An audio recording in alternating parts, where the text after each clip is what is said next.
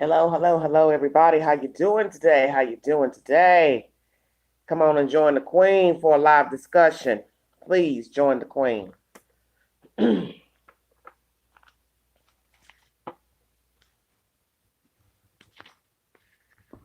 Katina. Thanks for joining me, baby. Thank you. Hope you're having a blessed Sunday. Trying to get everything situated. Hello, Melissa. Trying to get situated, you guys. Just pray for me, honey. Just pray for the Queen. Good evening, Stephanie. How are you, baby? How's everybody doing? How's everybody doing? Hello. Is that Solanum Lexum? How are you doing? Let y'all get in here good. You know I got the hot tamales out, so you know I'm getting ready. Uh-oh. You know it's on when she brings that candy out. Hey. Hey, Just Queen. Oh, Just Queen, I'm sorry.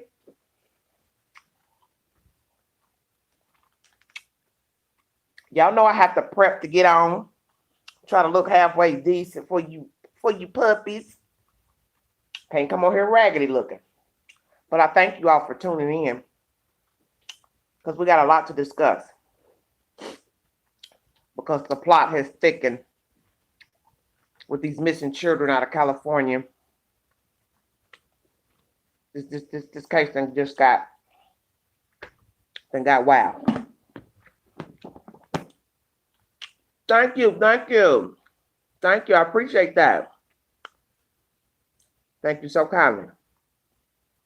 I have a lot to say, and then of course, you know, I'll address all the chat questions, comments, or whatever the best that I can. Okay, Stephanie. Okay, waiting for your date for your surgery. Okay, well, we'll be praying for you. I'm trying to get this thing to sit up a little bit better, but I don't want it to cut off. I'll touch my buttons, and then I'll be in trouble. I can't get this situated. Okay. Prayers for Stephanie Paul, everybody in the house. I want to start off this chat, this live discussion. I got 9 in the room, 5 thumbs up. Super chatter queen if you can. If not, it's still all good. It's still much love. I want to bring you an article from the beginning of the story, so you can digest everything. Thank you, Just Queen.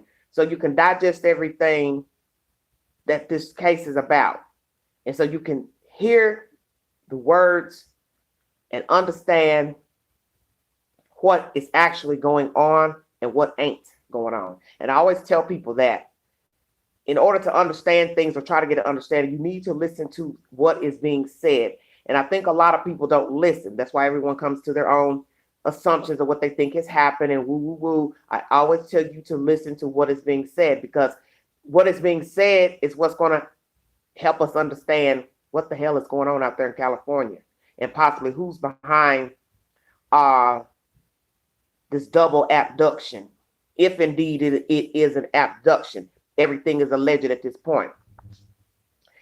KGET News, which is NBC affiliate out in California, is the source for this article. This was updated December 22nd.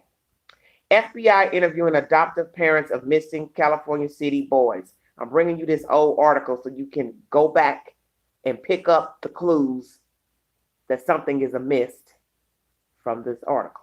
Okay. The FBI is interviewing the adoptive parents of 2 California City boys, ages 3 and 4, who have been missing since Monday evening, according to investigators. A search warrant has been served, and evidence collected from the home of it says Trezal and Jacqueline, but we know his name is Trezal. And I got that via the Facebook brothers page. And I don't see a brother spelling his own brother's name wrong. So his name is Trezal. The double L's, not Trezal. The couple who adopted Orson West in April 2019, said California City Police Lieutenant Jesse Hightower. The couple is cooperating at this point. No one has been ruled out regarding the boy's disappearance, he said, adding that some items need to be forensically examined. California City Police have reached out to several different agencies for assistance due to the nature of the investigation, Hightower said. Police have also contacted the National Center for Missing and Exploited Children.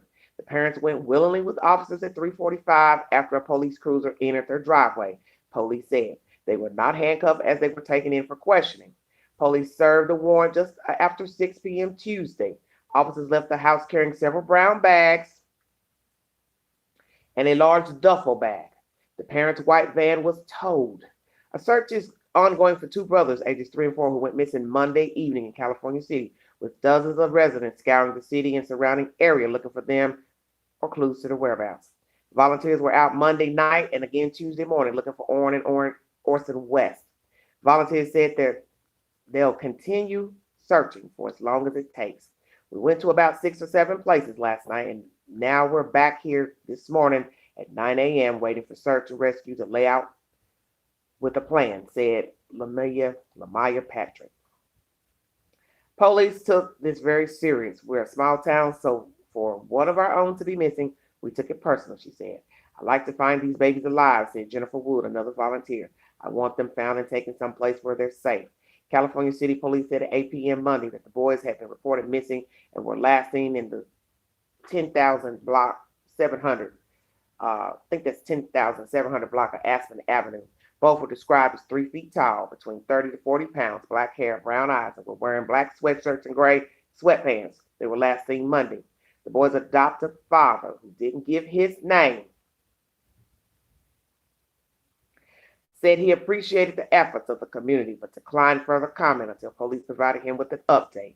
Anyone with information regarding the boy's whereabouts is asked to call the California City Police Department at 760-373-8606. And this is by KGET.com, NBC affiliate in California. There's a reason why I brought you all that information. Because you see, in the beginning of a case, you always listen to what is being said to the authorities, what information they've given pertaining to the missing person. So, don't you find it odd that you have reported your child missing, two children missing to the authorities, and you don't even want to give your name? I want you to think about that. You don't want to give your name. So you contacted the police.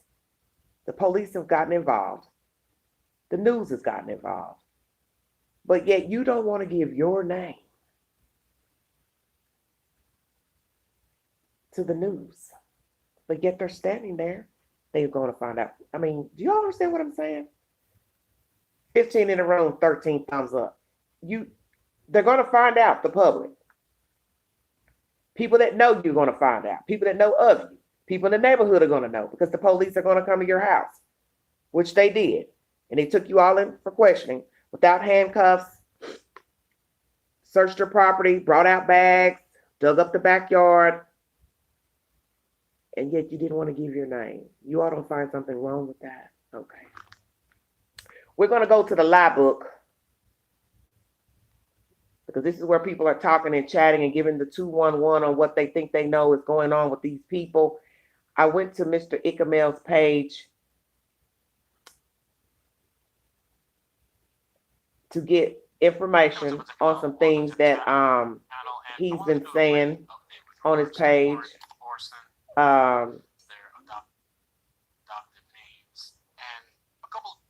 It's just interesting, some of the commentary from the people on there. And I want to read some of the comments from his social media page. And I want you all to give me your opinion on the stuff that's been said. I'm going to read from that in my own. First of all, a bag was discovered yesterday during a search in California City in pertaining to the missing children. A gift bag was found allegedly with the name of one of the children on the bag. It has not been said whose name it was. It has not been said actually what's in the bag. People are speculating on these social media pages, but an official statement has not been given by police that A, they received the bag, 2, whose name's on the bag, 3, what was in the bag. Rumors are circulating around on social media that there was a sock found in the bag. A knife was found in the bag. But yet, there's no official report. Hello. There was no official report that any items were found, period, pertaining to the bag. In the desert, in the bag, nothing. The police had said nothing. So all the stuff that you're hearing right now is from people who allegedly were at the scene, who watched, heard, near the ground, on the ground, people passing rumors. And my thing is this. We're going to have to get past all that rumor stuff because this is serious business. We're talking about 2 missing kids. You either know what you're talking about or be quiet. Don't pass no rumors about no gift bag if you don't know what's in the bag. And I'm going to tell you this. Let's say the bag is pertaining to these children. It came from that house. Well, common sense will tell you authorities are going to check the fingerprints on the bag. And ask yourself, why would the family throw the bag out there? I'll wait. Why would I, if I'm going to kill my kids, sell my kids, traffic my kids, I'm going to go right close to my house and throw out a gift bag in the desert? Just want you to think about that. Why would they do that? Why would they throw out anything pertaining to those children in the desert that is close by the house? Because if you watch the AV News video on YouTube, you will see the background from where they're standing in the desert to where the houses are located. And it's, it's a nice little walk. It's not a 2-minute walk, but it's a little walk. In your mind, you'd have to say, why would these people, if they are involved in doing something to the children, because we don't know what, if they did anything, allegedly, why would they take a gift bag and throw it out in the desert? Some of you are speculating about the bag. I'm going to bring all this to you, the speculations, the hype, the theories. Some of you think the bag was planted. Some of you think somebody went to the scene and put that bag there. There's rumors that there was a matching bag sitting in front of the house with a teddy bear inside of it. And it matches that bag. Well, ask yourself this. If that bag is a matching bag from the front of the house where some citizen just wanted to give gifts to the children, you know damn well that bag could not have blown that far distance with a teddy bear inside. Naturally, if I'm going to bring you a gift for a kid, toddlers' gifts don't have to be really heavy in weight. So if I brought a car, a truck, something that could weight the bag down, it's not a big bag, it's not going to blow all the way over there to the desert. I mean, if you actually watch the man's video, you'll see it's a nice little piece of travel from their house to where they're searching. And I'm not about to sit here and think that bag blew way over there. Now, what is the mileage? I do not know. But I'm just saying, if there was something in the bag that could weigh the bag down to where it could sit on the concrete or that little brick thing that they're sitting the candles on, the glass candles, I can't see that bag blowing. So that's suspicious to me about the bag itself being discovered in the desert. Just so happened to be discovered when they exact a search. Could it possibly be that somebody went to the scene and took a bag? If indeed somebody put a matching bag out there, let's say somebody took 2 gift bags over there to the house for the children. They're identical bags. They set them in front of the house. Is it possible that somebody saw the bags, creeped in that night because they knew the parents weren't there, because it's alleging that the parents are no longer staying in the house, took that bag and carried it out to the desert in the night or the early morning to plant the bag to make it seem like the parents are involved in the disappearance of the children? And if you did that, took the bag to plant it in the desert, that was stupid. Because if somebody goes back to the scene, police, whomever, they'll say, oh, well, this is a matching bag that looks like the same bag we just found out there in the desert. That's odd. Then we have to think about where people shop in California City. There's only 14,000 residents in California City. So that should tell you they probably don't have a lot of shopping stores.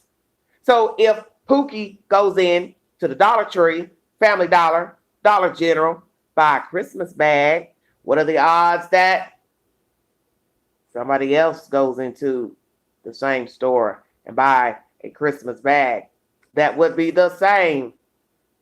Are you following me? Just making sure you woke. They say somebody claimed the bag. But as I state, who would claim a bag if allegedly a knife was in the bag? So you're going to go forward to the public or the police and say, oh, I put those bags out there in front of the house, and I hear that there's one found in the desert. So did you actually get to see the bag, whoever you are that claimed it? I'm confused. And where did you claim it? You went to the police? Because now we have to ask ourselves, did someone turn in the bag that was found from the desert? And whomever said it was their bag, does it match the other bag you left at the house? See, this is all crazy to me. The news source I brought you yesterday in my live says that there were clothes found in the bag. But yet rumors on the street gossip is that it was a sock and a knife. Once again, like I said, if someone is now claiming that they put a teddy bear in the bag, why am I hearing rumors? Why are we hearing rumors about a sock and a knife? So now I'm claiming a bag to the police that allegedly was found in the desert during a search for the 2 children. But am I also going to own the knife that's in the bag? Come on with it. I tell y'all to stay woke.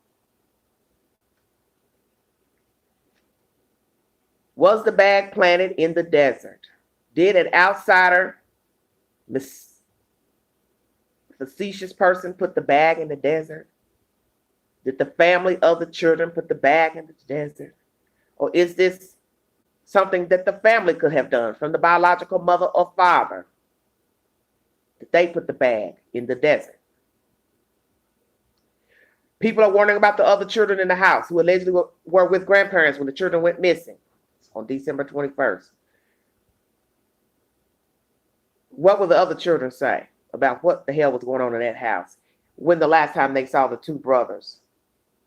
Will we ever get to hear commentary about the brothers in the house? Commenters have been saying on this page, Mr. Ikamel's page, adoption is not foolproof. It's easy to pass the test. But I made that clear in my live last night. That yes, people can fudge questionnaires. You tell people what you think they want to hear.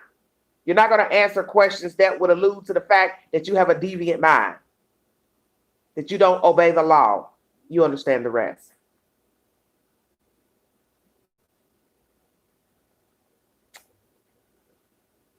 People are questioning that the searchers plant the bag. Why are they acting like detectives? What do you think? A viewer says they watched the search and they found it strange that the bag was found at the beginning of the search. I don't know if that's true or not. I watched that little video off of the AV News, and it wasn't a 1-2 minute in that the bag was found. So I cannot say if what the viewer is saying is the truth or not. And as I said again, who would give a present to a child and put a knife in the bag? Think about what you're hearing. People are asking questions about the child having a fracture on the leg. But as it has been said, the child had an injury which led to him being placed in foster care in the first place while he and the other brother were living with the biological mother. So is the child walking with a limp? Is the child leg still messed up? And then there's conversation about the neighbor across the street seeing the father allegedly put a child in a blanket or something into the van. So one could say, is this the child that had the injured leg? And I believe that would be sincere, if I'm not mistaken.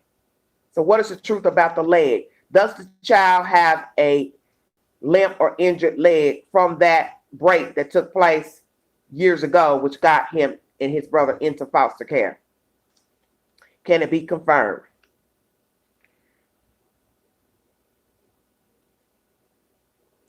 It is stated when they did this search, they had already searched the area, but this group and these organizations who have been putting up the money for the reward wanted to search again. And I find it interesting that somebody's arguing on YouTube about they've been searching since December 21st. Well, if they've been searching since December 21st, why haven't we seen an official group such as LE, which is law enforcement, which is EquiSearch, which is a formal group that deals in the business of searching for people? Why haven't an official group been searching for the children in California City, surrounding California City and the desert? I'll wait. See, I don't listen to what y'all be talking about on Facebook and in them comments, because you have to have receipts. And all a person has to do to verify any story and information pertaining to a story is to Google. And you can read Google to give Google time to refresh all the articles pertaining to that said subject. Because right now you can go into Google and pull up something about this subject. And then you can wait 10 minutes and go back into Google, and there'll be something in there that wasn't in the queue when you originally went in. Do you understand what I'm saying?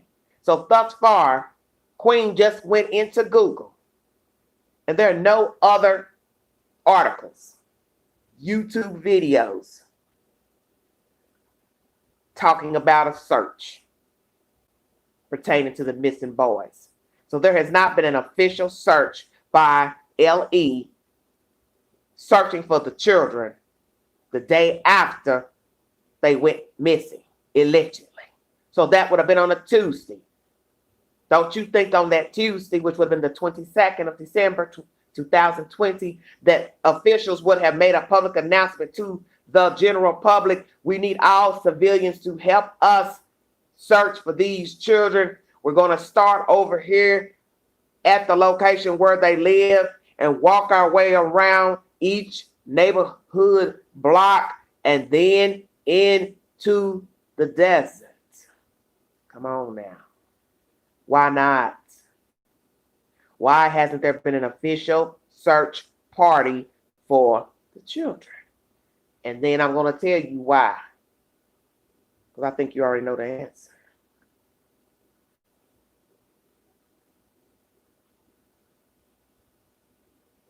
Why am I going to search if I already know that somebody ain't coming back?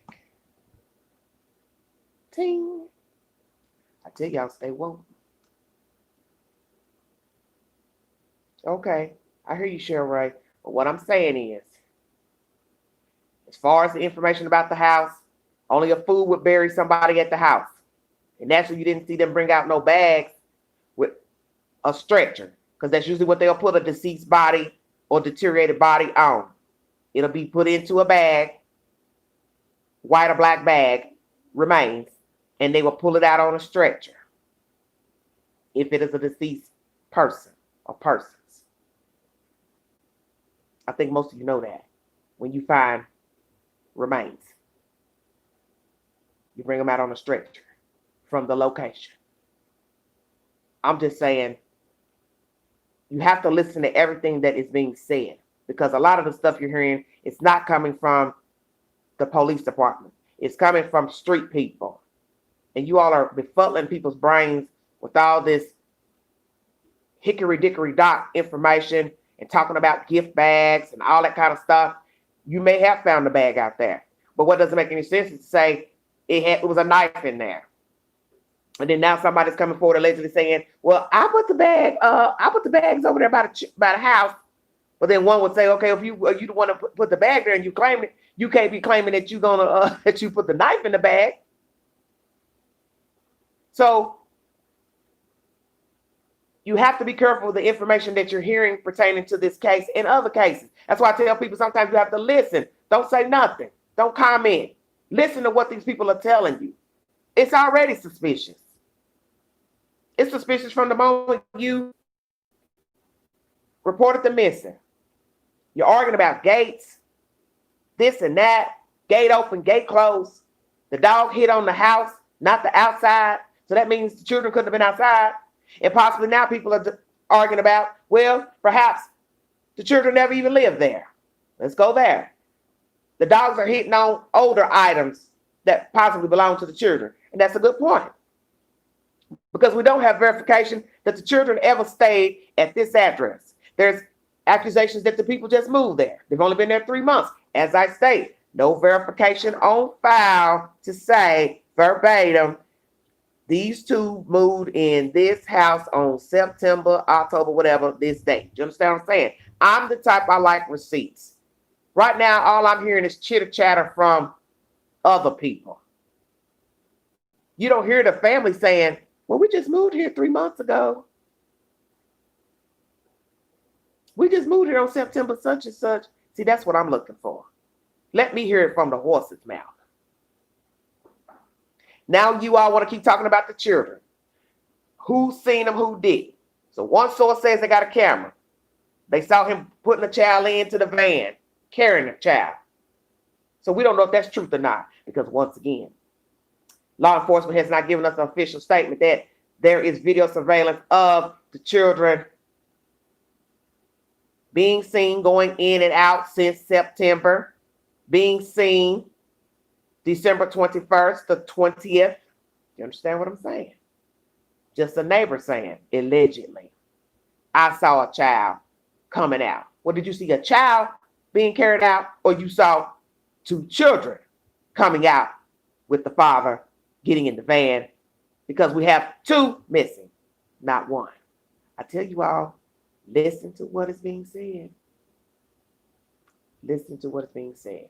Rumors that the old house could be involved because someone said they saw the van parked there. This was in someone's comment section on YouTube. And they gave the address of the old house. I don't know if it's their old house because I don't know the people. The van was backed up allegedly to the wall. Is that true? I do not know. What's the time frame on that? You didn't drop a date. See what I'm saying? You don't know what to believe. People are saying also on this Mr. Ikamel's chat comment page on his Facebook page, money from CPS. Maybe this is what the parents do to make money, is adopt children and get money from the state. As I told you, I don't have any verification of anything about the people's income. Some are saying he makes $70,000 a year, but as you see, nothing has come forward about the man's job, which is suspicious. Don't you find that odd? No employer has came forward to say, we're putting up a reward for the missing children. Come on now. I tell y'all to stay woke. Why is there no employer coming forward to say, we are sorry? What can we do to help? What can we do to help? Right. Carolyn, that was odd too about the rambunctious. I caught that comment too. I thought that was odd. It's not an appropriate comment to say, if you find them, they'll be rambunctious, this, that, and the other. That comment didn't make any sense to me either. But the point I'm making, no employer has reached out to the public to say, Joe Blow works for me. We're helping in any way. If they need any type of funding, this and that, we are here to help he, his wife, blah, blah, blah. So that's odd to me. No employer has been mentioned. No employer has been mentioned in the live interviews with the parents. Nothing. So where do you work, Mr. West? Where does your wife work? Are you using the state as a way to make income taking in children? Then somebody had the nerve to say that they get bonuses for bringing in children. I don't even understand none of that because I didn't jump on to try to I didn't research any of that. I should have probably done that before, but I want to hurry up and get on. But I have not researched anything pertaining to CPS and what funds they get from the government. We already know they're going to get funds from the government because they're a state agency. Oh, Lord, please stop it. It's a state agency. So they're going to get money from the government no matter what. No matter if children are placed in the custody or not, they're going to get money because that's where their money comes from. As far as social workers getting bonuses, do you know how bad that sounds? Hey, you've placed 5 kids in DCF custody this week. We're going to give you $500 on your check.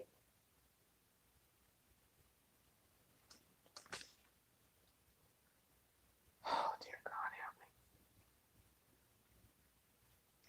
The issue with the pictures on the poster, the missing children's poster.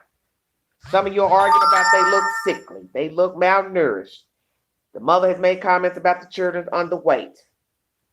Naturally, you know, the queen went and dug up stuff off the brother's Facebook page. Oh, yeah, I was real busy before I got on here. All those recent pictures. See, I don't know because I don't know the kids. Because as I told you all, the children could be small in stature. Doesn't necessarily have to mean that they are malnourished. It could be that they are smaller in stature, that they're not going to be meant to be bigger children, taller children. I tell you, think about what you're saying. Just think about what you're saying. The pictures, naturally, when the police say, we need a picture of your sons, I'm only assuming they gave them those pictures. Where else would they have got them from? Because if they went to an outside source, then that means that don't look good. Why would I need to go talk to your brother, your sister, your cousin to get pictures of your kids? So you all are wondering if those pictures came from the mother. Naturally, they did take their phones and devices, their van, because that's what they're supposed to do. So now, as I state, you all are questioning about the photos. Did the mother give those photos to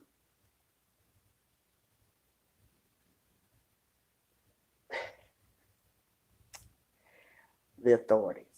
Well, let me enlighten you all on something and get this out the way. 27 in the room, 19 thumbs up. Thank you. And let me lean in on this one.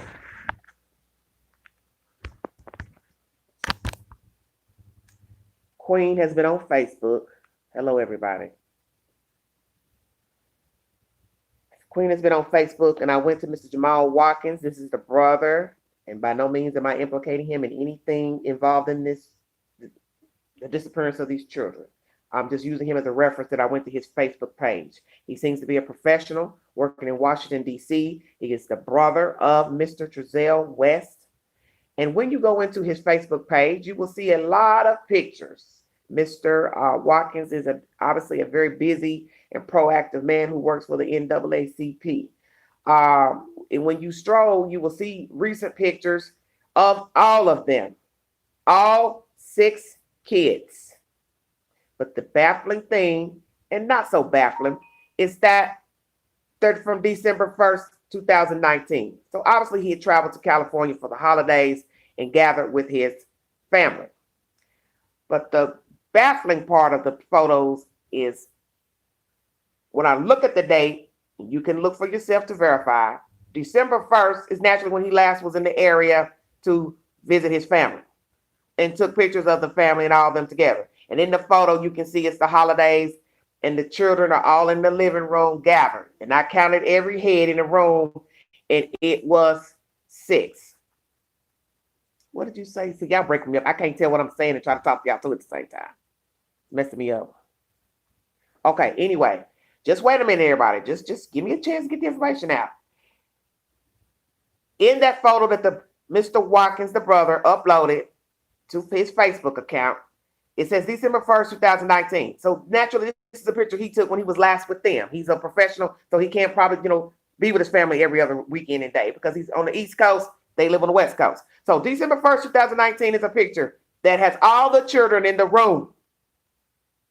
All the children that allegedly are supposed to be taken care of by the West. I counted 6 heads, 6 little boys, not one girl in the photo. So I'm assuming they have no girls in their possession or in their possession before December 22nd, 23rd, whenever. This is what's the baffling part of that.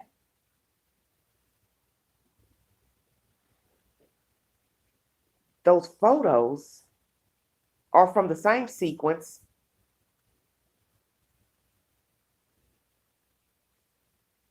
that's on the damn missing poster of the children. Are you following me? So one would say, come on, Angela, bring it to him.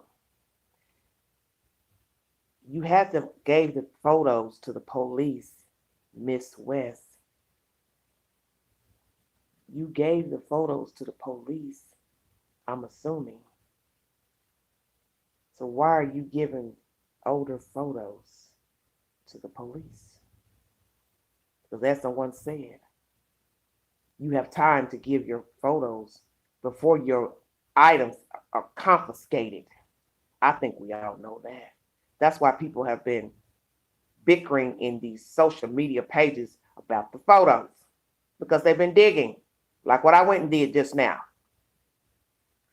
This man has posted all these photos of his visit with this family, his family. And that's why somebody made a comment the other day, oh, those photos, that's from the uncle's page. Then I thought about that. What were they talking about? And I never went and looked, because I tell you, I don't really care for going to Facebook, because you can get distracted going to Facebook, looking at Facebook groups and comments and what Pookie said. And because a lot of it is just somebody else's assumption or something.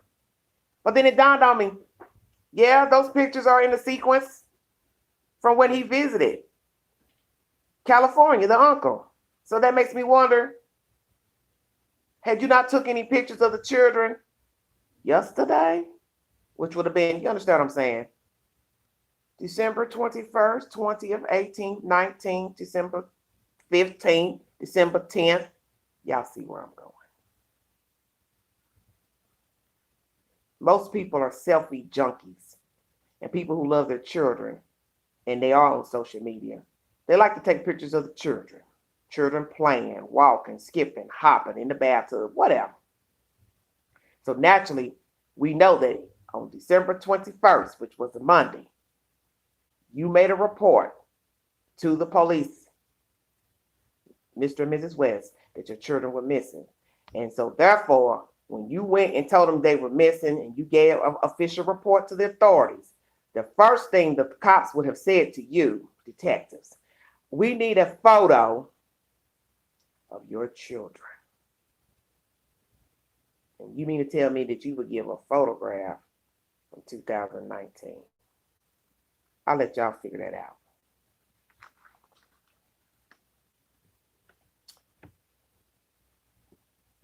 Nothing but Facebook madness pertaining to this case. As I state, no job mentioned. You go into these comments on Mr. Ikamel's channel, Facebook page, the commenters are doing a lot of talking.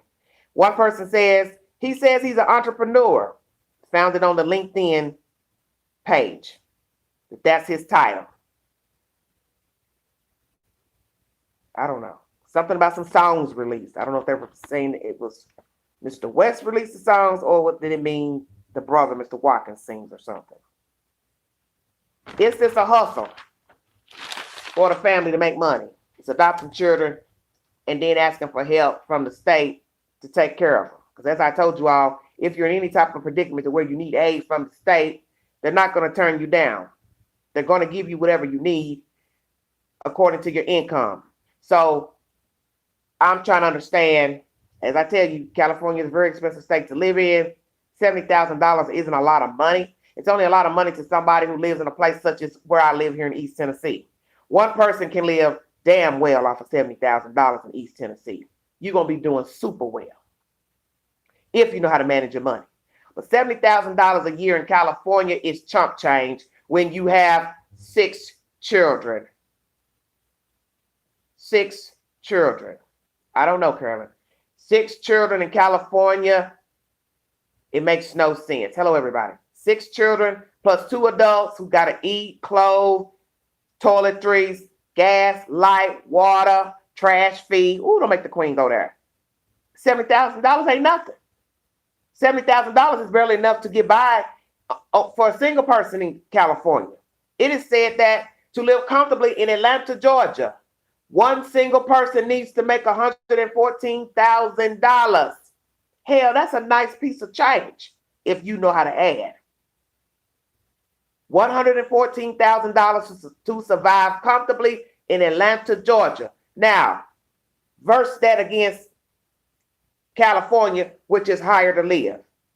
The very reason why people are moving from California to Atlanta and other places, because California is very expensive. So even $114,000 in California ain't nothing. And factor in 6 kids plus 2 adults. Neighbors are saying they haven't seen children. But as I stated, you have one neighbor saying who has the surveillance camera, he saw Mr. West allegedly carrying out a child or children. So we have to ask ourselves, did you neighbors see any children going in and out? We know there has to be some kids going in and out of that house because they have 2 biological children allegedly. And it is stated that the mother said the other children were with the grandparents when these 2 was allegedly playing in the backyard and went missing.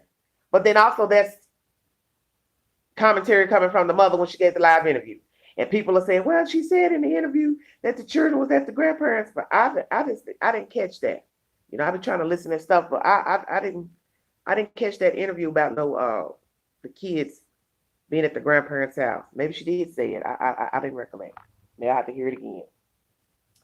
As I tell people, do you know what you're looking at? When you repeat something, I saw a kid. I saw a kid in a blanket. I saw somebody carrying a kid. I don't think those are 2 kids. We do know that people cannot recognize children officially. Because, not to be racist, but a lot of white people cannot identify black people. I'm just going to keep that 100. And I'm not throwing shade to white people, but it has been known that white people do not do a good job in identifying black folks. So when you look out your window or your camera and you say, that ain't the same 2 kids, are you sure you know which children you are referring to? And this is where I'm saying the discrepancy comes in. Because one minute you're saying your neighbors, you ain't never seen no kids. You've had to see some kids because allegedly they got 6. So now what are you saying? If you haven't seen any kids going or coming out of the house, then where the hell have all 6 of the children been? So what you all trying to say? They'd have done something with the other 4? That's why I keep telling people, you got to think about what you're putting out there. I don't see no kids. Well, see, this is what you have to remember. First of all, you don't know the West family. You don't know how many kids they had because you wasn't friends with them. Y'all see where I'm going?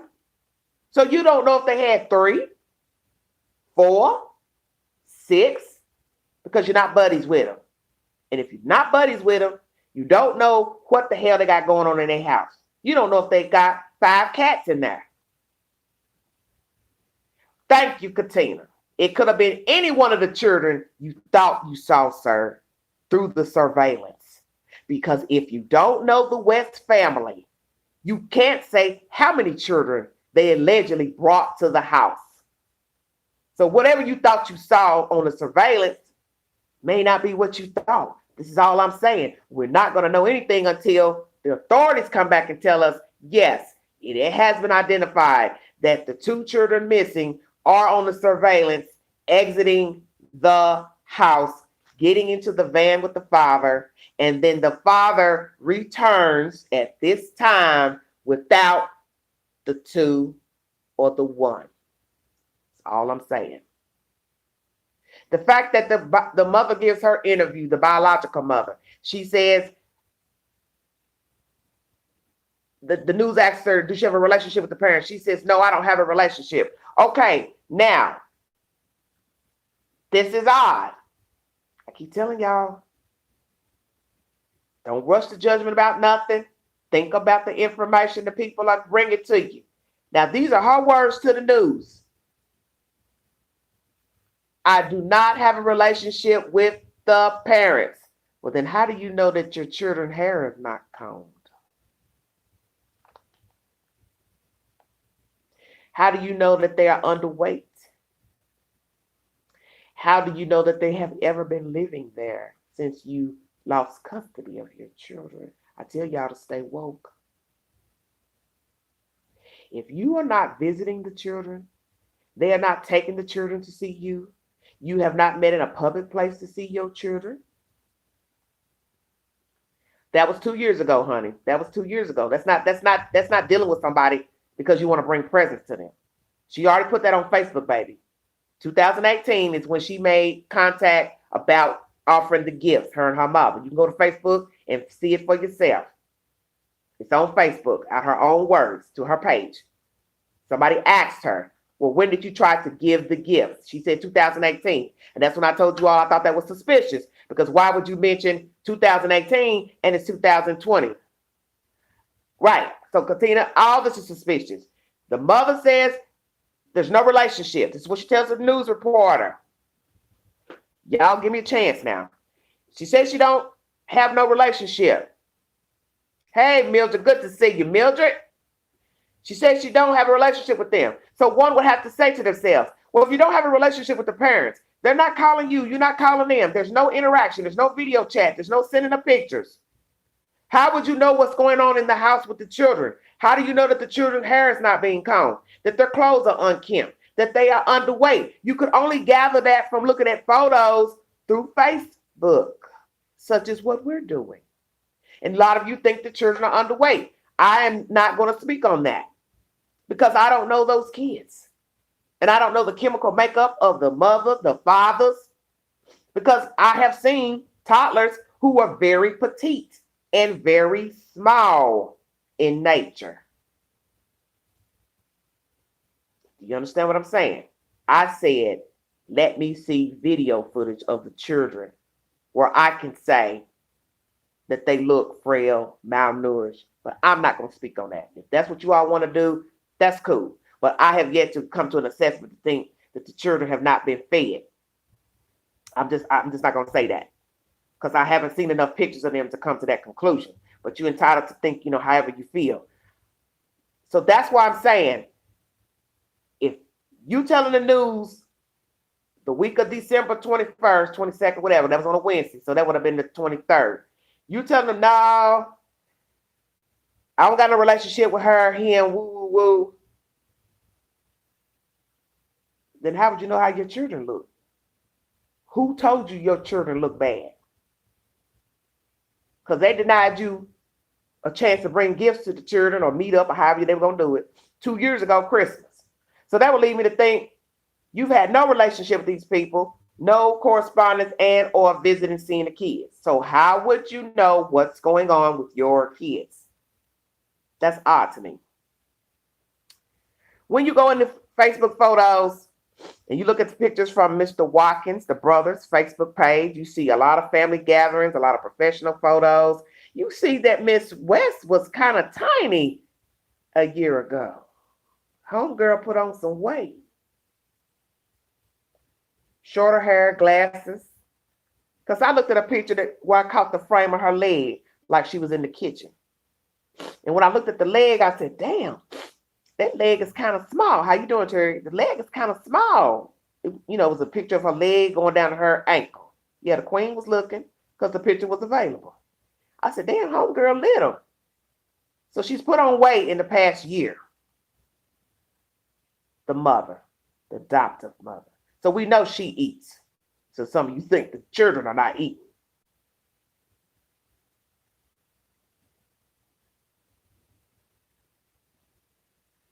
I'm confused about all of this. I'm confused about all of this. What I have a question about is when did the kids, the second set of children, get to the West house as well? Because let me tell you all something that some of you probably are not thinking about. Allegedly, 6 children were in their custody. 4 adoptive children and 2 biological belong to them. And you can see in the photos with the biological children, they didn't cut their hair. You can go to Facebook and see it for yourself on Jamal Watkins' page. And no shade to Mr. Watkins, but boo-boo, your brother's on Front Street right now, he and his wife, and this is just how life is. People are going to search, people are going to look, people are going to try to see what they can see. And that's the sad information. I got 30 in the room, 27 thumbs up. Thank you all so much. They didn't cut their own children's hair. And I find that odd because most Black people grow up getting their hair cut, especially if they are men, boy children, boy child. Your mammy takes you to get your hair cut. So when I see that, I think, are we getting ready to grow dreadlocks or what's up?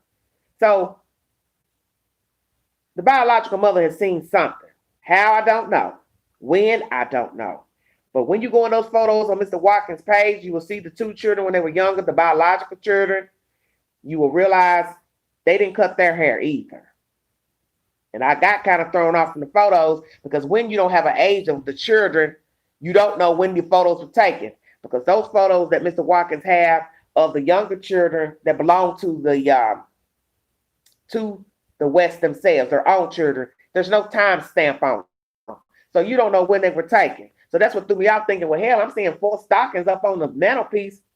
Why would you have 4 stockings? You got 6 kids. But then I had to keep going through the photos to try to piece it together to see when they were taken, and possibly they didn't have custody of these other kids because their kids were already smaller. And you can see in the latest photos on Mr. Watkins' page, the biological children are older than the ones that are missing.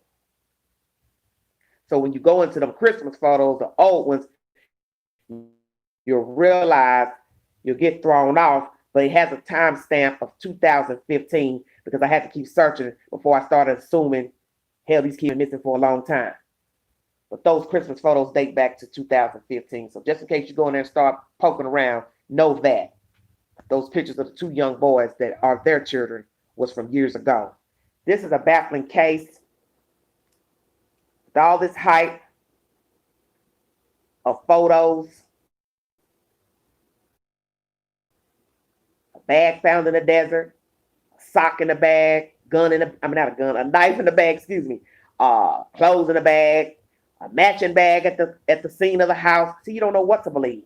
And I keep telling you all that. You cannot keep passing that stuff around like it's a spoken word because we don't know anything.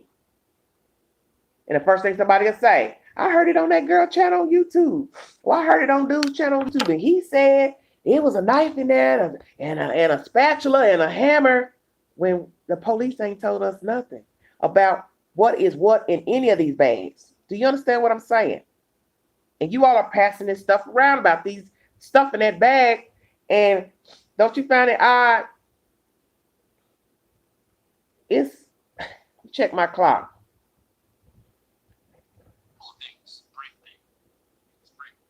8:08 Eastern Standard Time.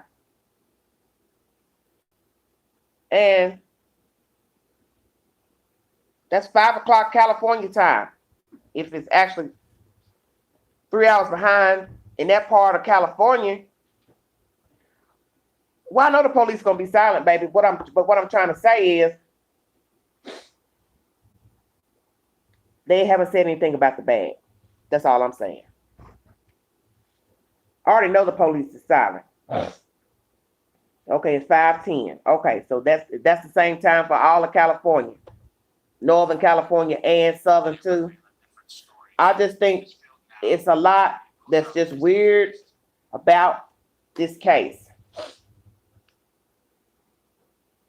When was the last time the biological mother saw her children?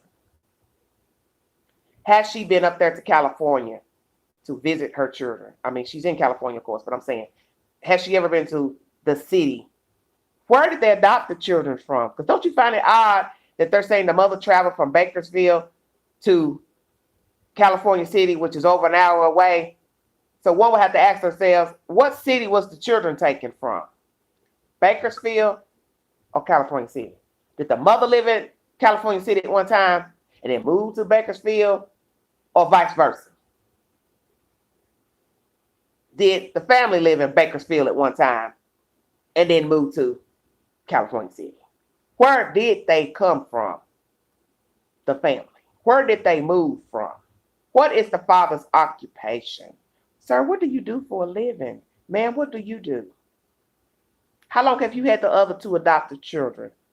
Did you foster them first and then adopted them too, like you did the 2 babies? How long have you had them in your custody? Fostering / adoption. See, so many questions. Are the other 4 children actually on vacation with family? However you want to word it. Okay, this other person is saying the children lost in Bakersfield in 2018. Okay.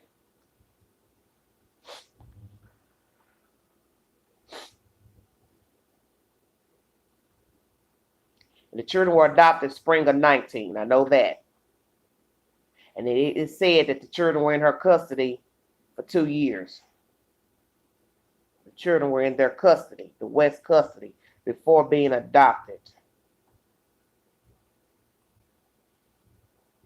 Something ain't right. Something ain't right. So that means the children were itty bitty. Because they're only 3 and 4. You understand what I'm saying? The children were taken as itty bitty spiders.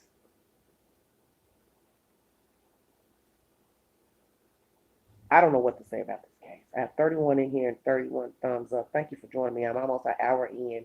I brought you this information so you can think about what is being said and how things can get out of control with the rhetoric and the hype and the storytelling, and it gets the case befuddled. And this always happens in cases where people have a lot going on. Just like I told you all in my live last night, you never hear positive things about people that have missing children.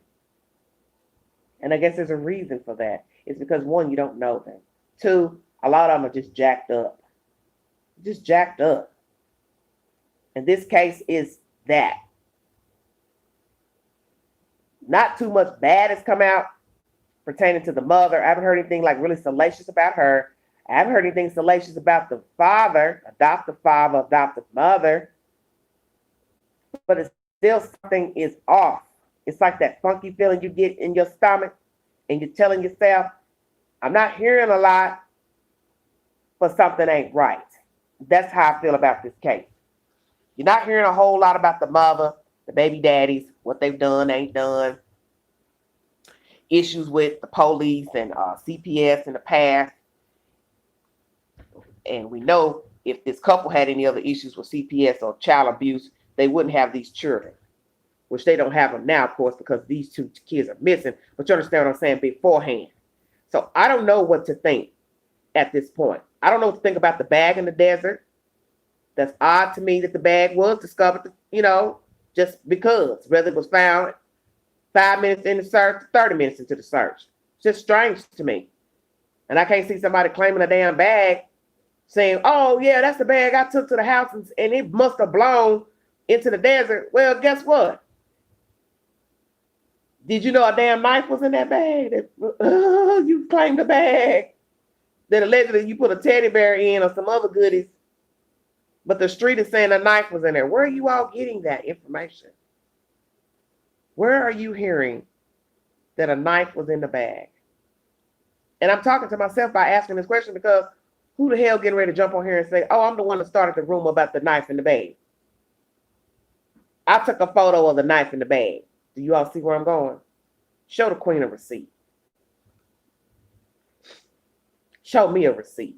Because anybody with sense, if you out in the desert, a dumpster, wherever you were, an alley, and you came across a gift bag with a knife in it with a child's name on it who you're looking for, you can't tell me you wouldn't pull out your telephone and take a picture. Because we are in the age of people loving to photograph everything. Are you listening? I ain't seen no photograph floating around yet of the knife in the bag. Is somebody out here trying to set this family up by placing that bag in the desert? Is this actually a matching bag from the scene of the house where someone gifted the children Christmas gifts? How would the bag blow that far from the house? Because let me tell you, that's a nice little piece of distance where them people were searching to where allegedly the houses are that belong to where the children were living. And as I stated, if you had something in the bag that could weight it down, it would not have blown that damn far. It wouldn't have even made it across the street unless you had some damn near hurricane tornado winds. Then somebody made a comment about it raining. The person said on Ikamel's Facebook page, the lady said, well, how is the bag looking like a pretty decent bag? It don't look battered, and we've had rain.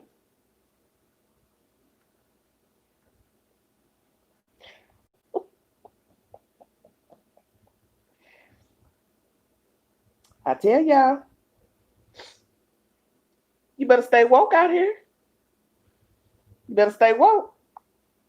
I don't know if I see y'all comments. They ain't coming up. Oh, Katina's the last one to say something. This is just a strange case. Like I said, not a lot of hype pertaining to the parents. No legal woes that we're hearing of as of yet. The only negative thing pertaining to this case is the fact that they were allegedly taken from the mother. When this child had the incident with the leg, and the state stepped in and took the child. That's the only negative thing I've seen pertaining to this case. So Katina thinks somebody put the bag there.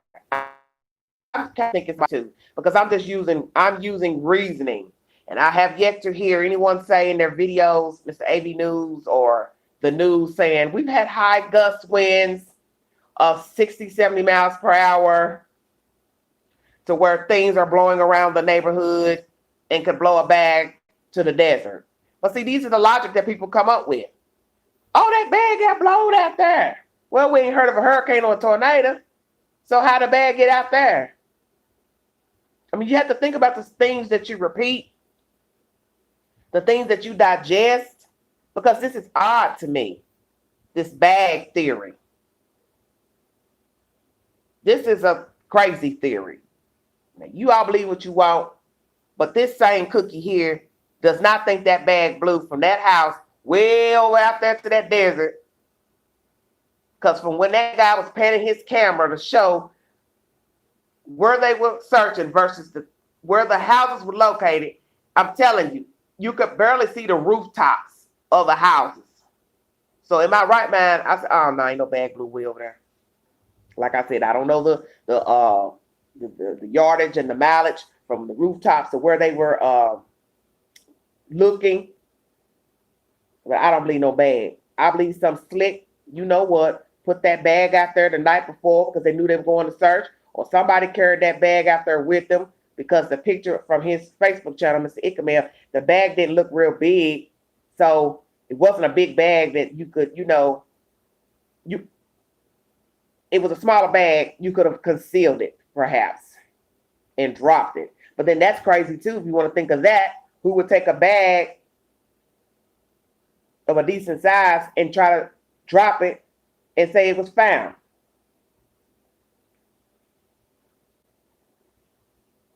Okay, this person is saying the bag was on the ground, not in the bag.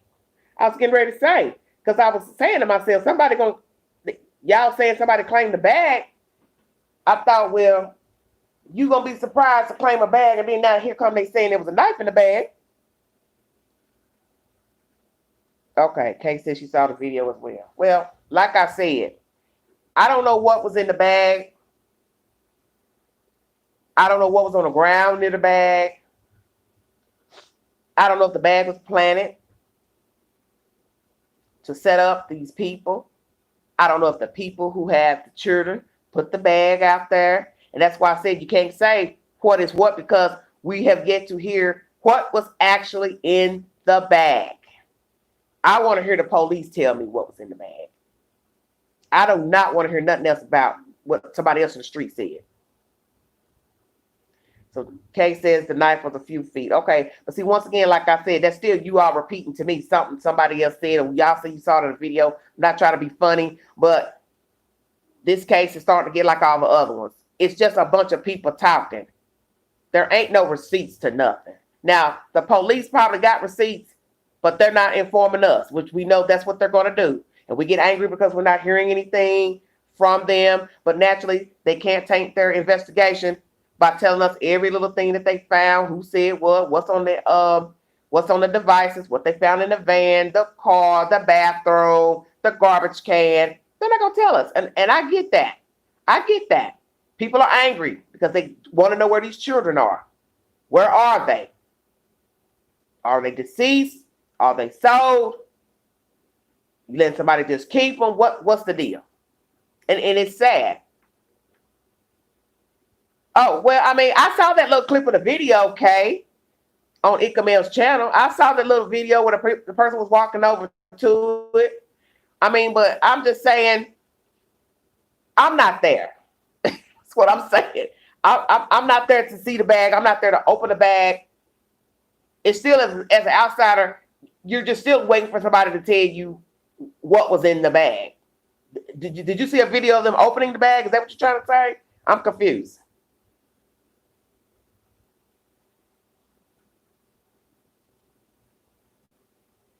That's all I'm saying. You all want to talk about the video. Okay, well, I watched the video. I didn't see nobody open the bag. So that's all I'm saying. Do you all have a video of somebody opening the bag and saying, this is what's in the bag? You follow me now? That's all I'm saying. I just want receipts. I can't participate in this stuff no more, because it's just getting out of control. Because like I said, most of the stuff I've seen, most of the stuff really is the stuff I've heard since the beginning of this case. He said, she said about video surveillance. Okay, Katina said, I didn't see no bag or no knife. Well, on Ikamel's video, there was a bag. I'm just confused by what I saw. I'm just leaving that.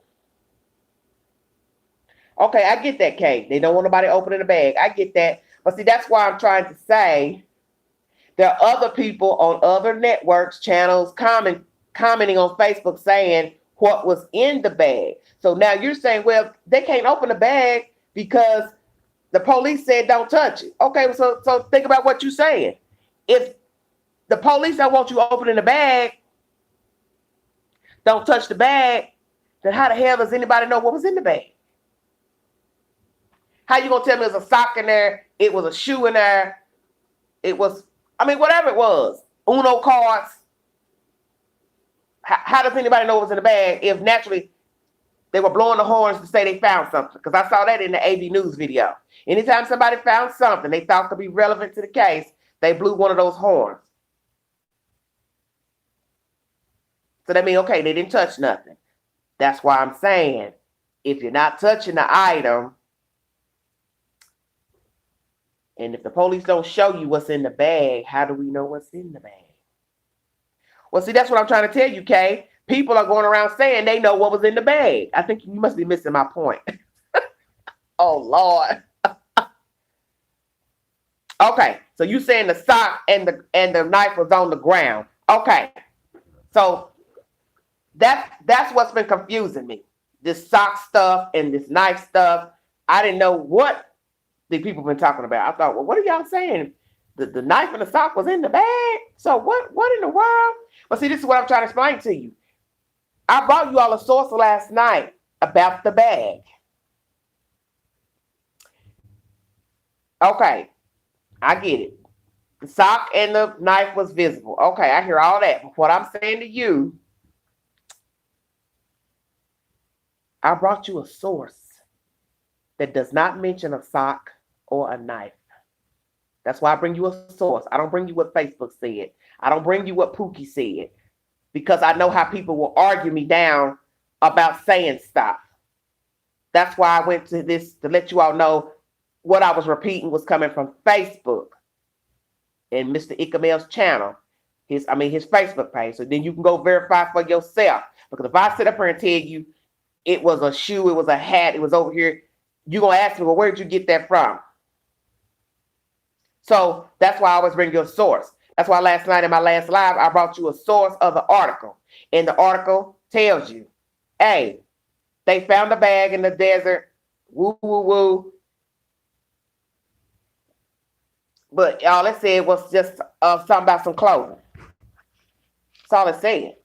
Then I started hearing all this other stuff about a sock and a knife. So I was like, okay, you don't have Facebook. Okay, well, see, that's what I'm trying to explain to you. This is going around on Facebook about the sock, the knife, and all that. So you got to remember something. If people don't know, they're just taking the word of what other people are saying. And a lot of people do not read. A lot of you all do not read articles. You just listen to what other people are saying in comments. That's not the spoken word. That's what I keep trying to tell y'all. You got to be careful listening to what these other people are saying about what they saw, what was at the house, what wasn't at the house, the stuff out of the garage. If you don't hear that stuff from the police, you cannot digest that stuff. Because then you go past that to somebody else, and then they go pass that along. And then, like I said, somebody gullible will say, well, this is what they said. And then I always say, well, did you hear the police tell you that? Because if you don't hear it from the police, this is just all idle chit chat and gossip. Because right now, we still don't have no confirmation on the camera and who was actually coming out of that house with Mr. West. Now, the dogs from the news say the dogs hit on the inside. So that means the dog didn't pick up a scent outside. So people are questioning, were the children actually living in the house? Did the children actually go to the house when the family moved there? Could it be items that belong to the children that the dogs picked up a scent on? These are just questions people are asking. And they're good questions because we don't know. Because we don't have any proof that these children were living in this house. Because like I said, right now there's conflicting information about who has actually seen the children coming in and out. And that's why I said they had 6 kids. So can a neighbor just verbatim say, yeah, I know all those kids I saw? Well, you couldn't have known all of them if you weren't friends with the people. Can you actually say you can identify all 6 kids? That's where I'm going. That's where I'm going with this story. It's that everything right now is a bunch of talk. He said, she said it. And I'm getting bored with it. Because I get like that. You can't bring me no receipt saying you knew these people, you knew their kids, you know what their kids look like, you know your kids' names. Well, Coach Tina, I don't know. All I know is they're saying the kids were at the grandparents' house on vacation. So one could say, well, if the mother is saying that, then why did these 2 children stay behind to get missing?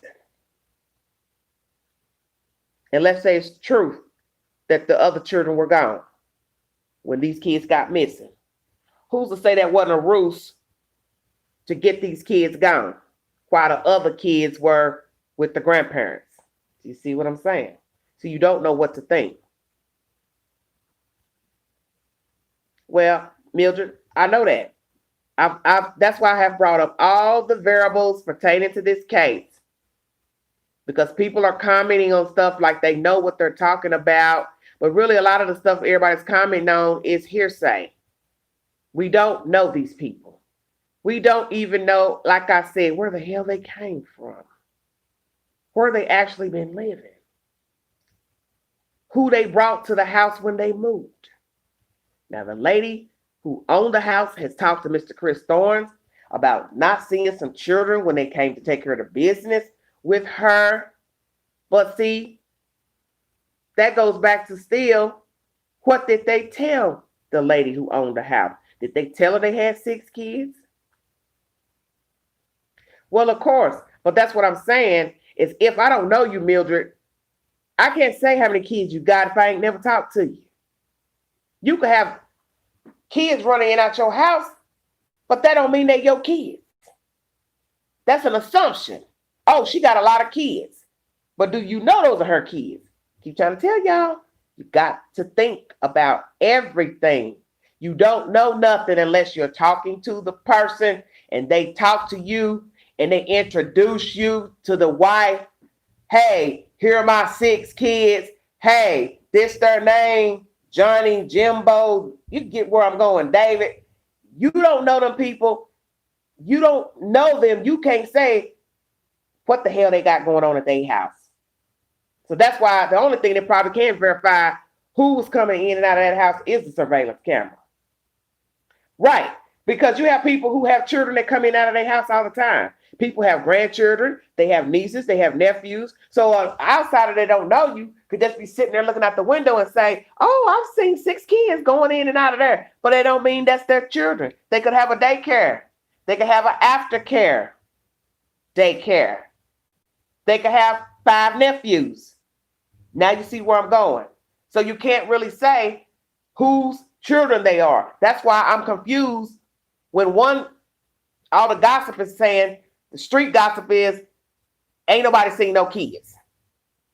So then I tell you, well, if y'all ain't seen no kids, then where are the 6 children at? Think about what you're saying. You ain't seen no kids, but they allegedly got 6 children. Well, then where the children go? You haven't seen no children coming to that address, neighbors. Because this is what the street gossip is in YouTube, Facebook. If you ain't seen no children going in and out these people's house, then where are their 6 children? And we know that's a lie because the news just said the other children are in the care of the state. I keep telling y'all, you don't think. Nobody thinks before they talk. You just say stuff and you don't think. And you know why you don't think? Because you don't read.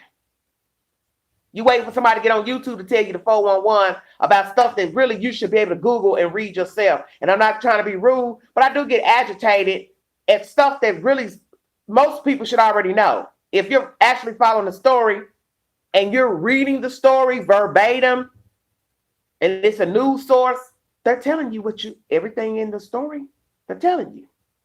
But yet, some of you will listen to what somebody's saying in a comment, Facebook, and say, well, the neighbor said they ain't seen no kids and they ain't seen nobody going in and out the house. Okay, so then why the news telling people that the other kids have been removed? I keep telling you, stop listening to them folks. The hell don't know what the hell they talking about. So who the hell did the state take out their house then? If they ain't got no kids. If the neighbors ain't seen no kids. So who's I mean, just think about that for a second. Whose children did the state just take and put in state's custody? If there ain't nobody seen no kids. Lord have mercy. I can't deal with it. It's gonna make no sense. It's gonna make no sense.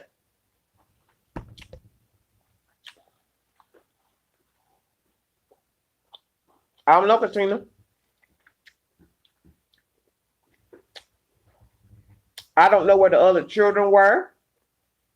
I don't know if they was really with a grandmama. I don't know anything. This is why I tell you about this case. You don't know anything. It's just a bunch of people gossiping.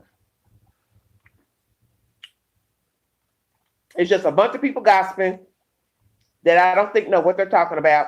And they got all y'all hyped up and y'all passing the information around like it's a spoken word. We don't know nothing about these folks. Let's just keep it real. We do not know these people. We do not know where their children are being. We don't know how many kids they brought to that house. We don't know how many people were in the house before she filed the report that the 2 were missing. We don't know if them children have even been in her custody when she made the report. We don't know nothing. And I'm sure not about to promote nothing on this channel to say I know what the hell was going on with these people. I'm gonna drop down to 14 in the chat. I don't know nothing. This is just a weird case. But as far as the bag, I'm gonna be honest, I just think that bag was planted.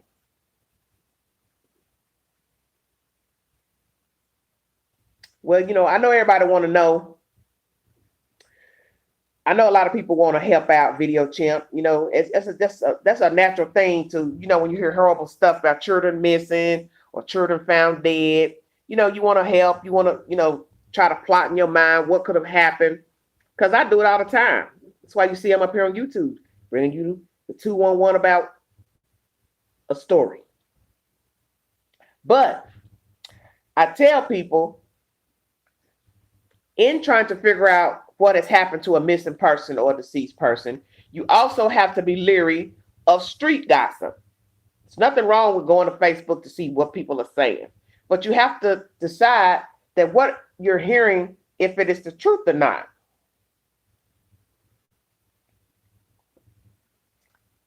You have to ask yourself, is what you're hearing the truth from people on Facebook? You're talking about random people commenting on somebody's page or post. You don't even know these people. Some got memes up. They don't got no picture. You're wondering, well, how they know this? How they know that? Hell, are they in California where this alleged crime took place? See, you don't know. You're just reading comments. You don't know anything about these people.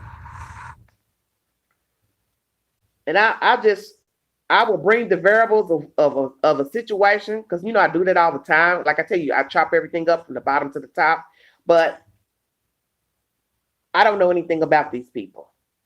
And I've made that clear in my video. So nobody can jump on and ever say, you said this about, I don't know them.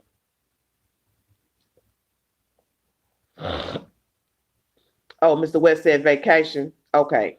When the aunt was talking. Oh, yeah, when she was cussing. Oh, you mean on the AV News clip? When the aunt was cussing and fussing. Well, I'd have to go back and watch that again to see allegedly what he said. Because, when you start listening to so much, I start forgetting stuff. I'm just going to be truthful. Especially when the stuff don't start making no sense. It's like it going one ear and out the other. Because that's just the kind of person I am. I like to have a receipt. Because at some point, stuff just starts to it just befuddles my brain. Right. And I let you know what is being said. And that it's not factual. That way people don't ever say, well, that lady said they did this and ain't nobody seen the kids and da, da, da. I'm not going to tell you that because I don't know anything about these people. I don't know anything about the neighborhood. I don't know anything about the neighbors. I don't know nothing. Now, has the police told the neighbors don't do no news interviews? Because don't you find that interesting? You aren't hearing anything except for a YouTuber who has a news channel, the AV News. That's really only little clips that you've seen of the neighbors talking, relatives cussing, fussing, hollering, but nothing from the news. Not one neighbor giving an interview to say, hi, I'm the guy that lives across the street. This is what I've noticed. Why? Is he scared? She scared? You understand what I'm saying? You have to think about that. And I understand people don't want to say stuff when they're living right across the street from somebody because they don't know, what could jump off. Anybody could, try to harm or whatever. But it's been stated that they're not there. They're not staying in the house. So, and I can see why. Then it went and busted the windows out and posted the sign. They don't feel safe staying there. And they don't know if crazy people might try to come in there and break in the house, set the house on fire. Yeah, bulldoze the house. You got crazy people out here. You got some crazy folks, honey.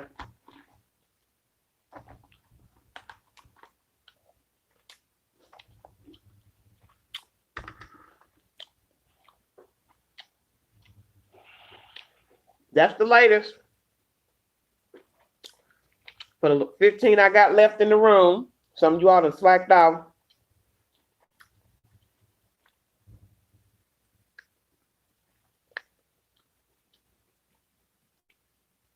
I don't know what to say. Who has the children?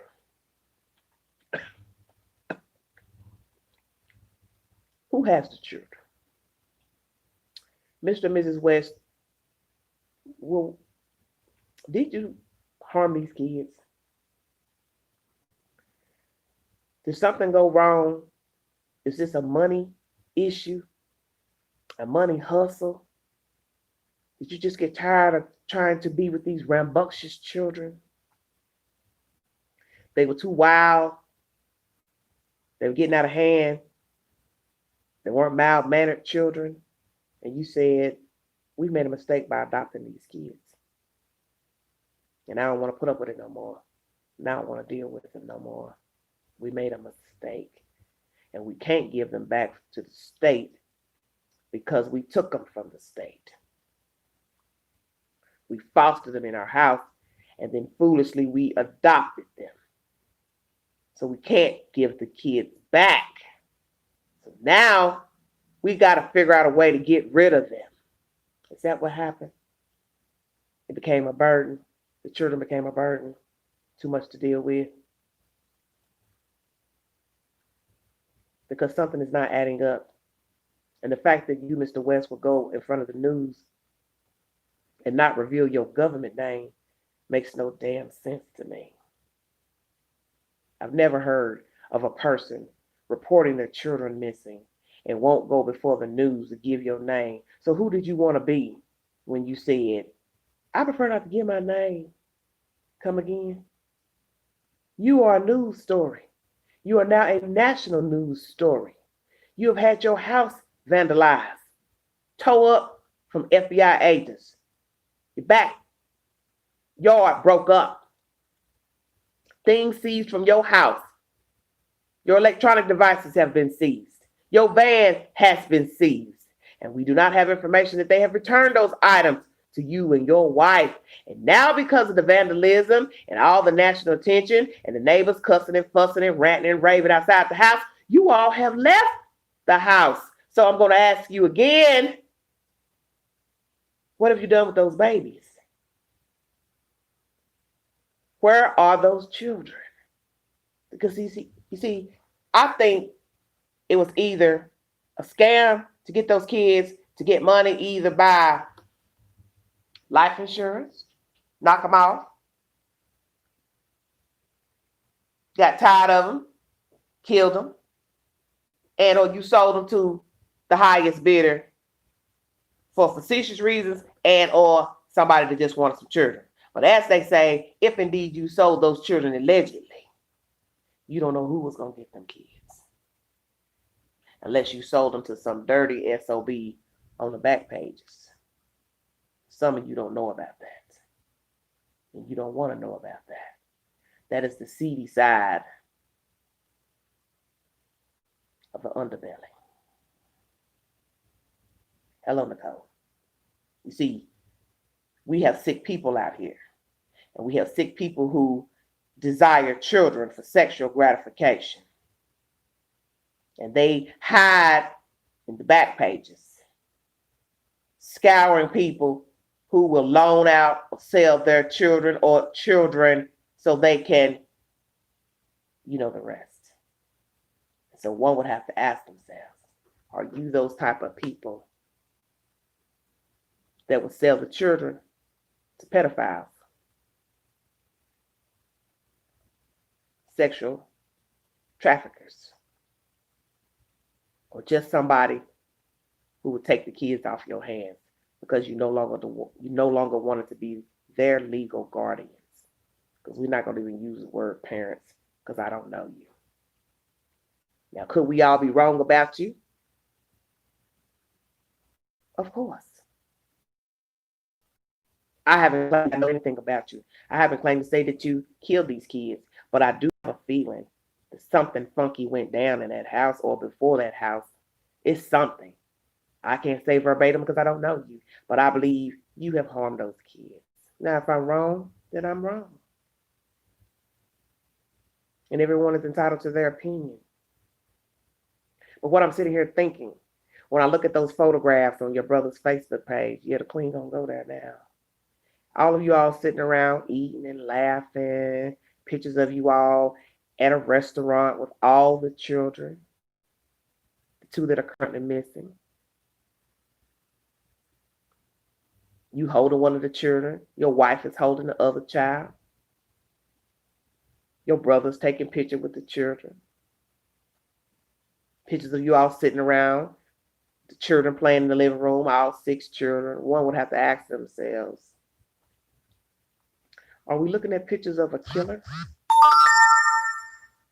Are we looking at pictures of a baby killer? Are we looking at pictures of a baby killers? Did you all murder your kids? Did you only take them in to get money from the state? Was this just a business, a way to make money, a way to supplement your income? You really didn't care about the kids. You really don't give a damn about kids.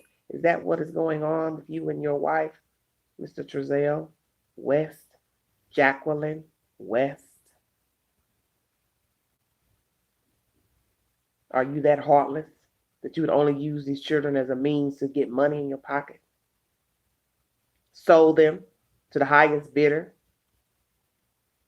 And or you just got damn frustrated and killed both the babies? and possibly collect a life insurance policy. But we know that you can't collect a life insurance policy because you have to have the bodies, and there has to be an autopsy, and there can't be any foul play if and when those bodies are ever discovered. And that was your means to get out. And some of you don't know that. You can't go fake your death and get no money. There has to be a body. You can't go kill nobody and hide them out and think you're going to get money. There has to be a body. And there has to be an autopsy. And the insurance company is not going to pay the beneficiary one damn dime if they suspect and prove foul play during the autopsy.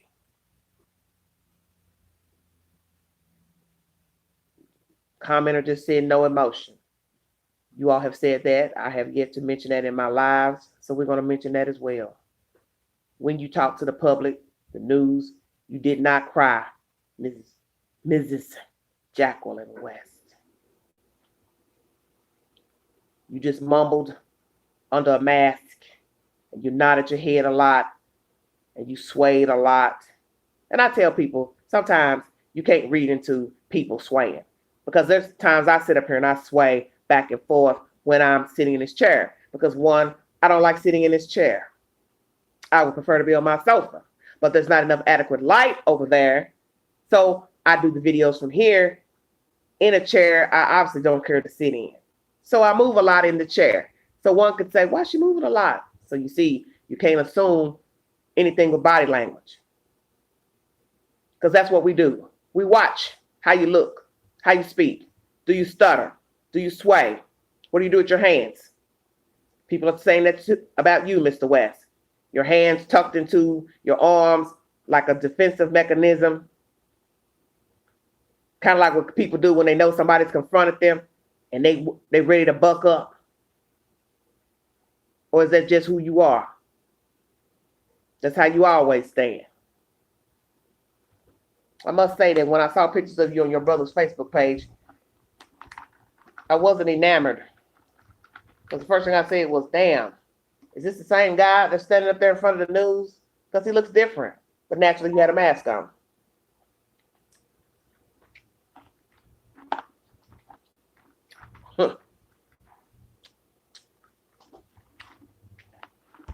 What are you thinking right now?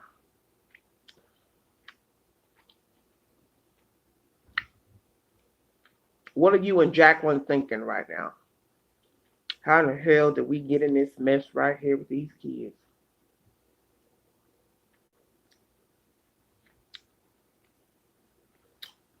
What'll be shameful is that you killed those babies for whatever reason. You snuffed them out. You didn't allow them to get a chance in life and to live and hope and dream and make something out of themselves.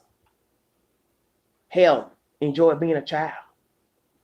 It's a wonderful thing to be a child. If you're in the right environment, of course. But it's not if you're in the wrong place. Well, you're right, Katina. How the hell are we going to get out of this? You see, the scripture tells us not to put our faith in man. And that's our problem. We're always trusting people. We're always trusting people to do the right thing, to do right by us. And it don't matter if it's a relationship, a parent, a brother, sister, cousin, neighbor, co-worker, employer, church, the preacher. You're hoping these people are going to lead you right. But you see, the scripture tells you don't put your faith in man, because he will surely disappoint you. And I'm getting a feeling that perhaps you have disappointed these kids, and vice versa. You were not happy being their parents, because perhaps you took those children in for facetious reasons. perhaps. And things came to a head December 21st or before December 21st. This is shameful to me that we even have to be talking about 2 babies missing and nobody knows anything. And nobody's heard anything. And nobody can even come forward to say, I just saw the children yesterday. What y'all crying and talking about? Somebody kidnapped them babies. Where does your mama live, Mr. West? Where does your mother-in-law live? Do you have a living mother-in-law? Because I know your brother lives in Washington, D.C. That's what his Facebook page says, allegedly. So why isn't there anyone telling us that they have seen the children last? Because we know COVID is amongst us to why children are not in school or in daycare, So you can definitely use that as an excuse for why nobody can see this and see that and be seen and but your family would see you, COVID or not. Hey, let me see the kids. Put them on video chat. Let me see my nephews, how they doing. What they've been doing, what they've been up to. And see, that's been baffling me too, looking at your brother's Facebook page. You seem like you have a big family. Y'all get together, meet up for holidays, But are you that dirty bird that is secretly Satan's spawn? You and your wife, Jacqueline West. Are both of you Satan's spawns that you have derived from the underbelly? Because you both are empty vessels, gliding side by side on top of this dirt, misleading us, pretending that you're human, when really both of you are heartless. And you're disgusting and vile. Who are you? Because like I said, we don't know you. Some people think the children could be kidnapped by a pedophile. It just stated that there are 2 registered sex offenders in at least 1.5 miles from your location. There are 14 registered sex offenders in the area. Hello, baby. So did one of the pedophiles walk by and see the children at some point? But then we can't say that because the officials say the dog hit on the house inside. So that means the children were never outside for the dog to get a scent. So that means the children were inside, but how the hell did they get outside for there not to be a scent for the dog to follow a trail? See, this is where it's really baffling. Why is there no scent of the children outside that house? Front porch, backyard, back gate, outside the gate, sidewalk. Oops, flat land, no sidewalks. Hello, everybody. See, we can ask all the questions all day, but I keep telling people, listen to what the police has told you, what they've given you, and you don't have to keep asking them questions. The scent never leaves the house. But we know that if they had found bodies at the house, they would have already told us that. They wouldn't have waited this long. There's no way in God's name.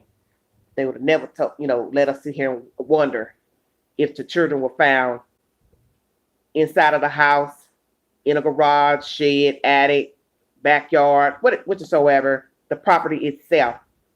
Law officials would have told us, hey, we discovered 2 bodies, a body here on the said property, inside the house, in the wall, whatever.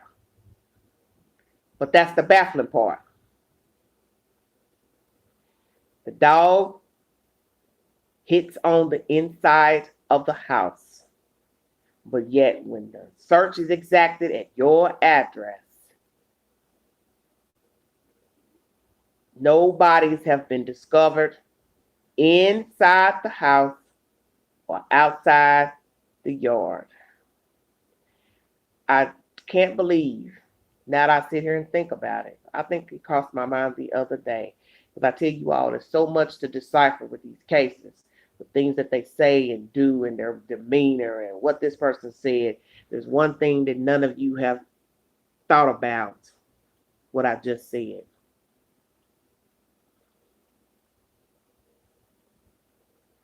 And I'm going to say this one more time. If the dog didn't hit on the outside of the house, that means the children never were outside.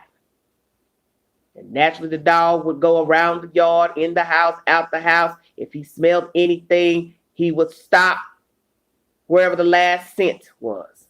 So if there's no outside the porch, no outside the front yard, no outside on the sidewalk, which we know it ain't no sidewalks because it's flat land, nowhere down the street, are y'all going to make me say it?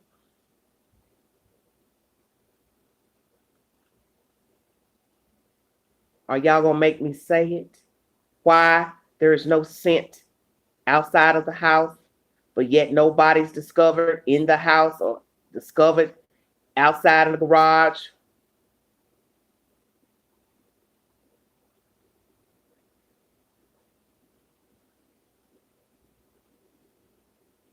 Because yes, either you brought their things to the house, which really would make no sense if you got rid of them before you moved there, or Mr. West, you killed the babies inside the house and you put them in a bag or blanket, and then you took them to the van. Well, Katina, I can't say they never made it there. This is just other people's comment about the kids. We do not know if those children live there or not. See, there's no proof. We're not going to know anything until the video surveillance shows the people moving in the house and surveillance up until December 21st. But my right thinking is telling me, if you just moved there, you either did not bring the children there, or you killed the kids inside the house and stuffed them in the bag in the house, pillowcase, blanket. That's why the dog didn't hit on nothing outside the house, because you murdered them in the house and then you took them and carried them out in the van. It's either that or they never made it there and you left things that belonged to them that the dog could hit a scent off of.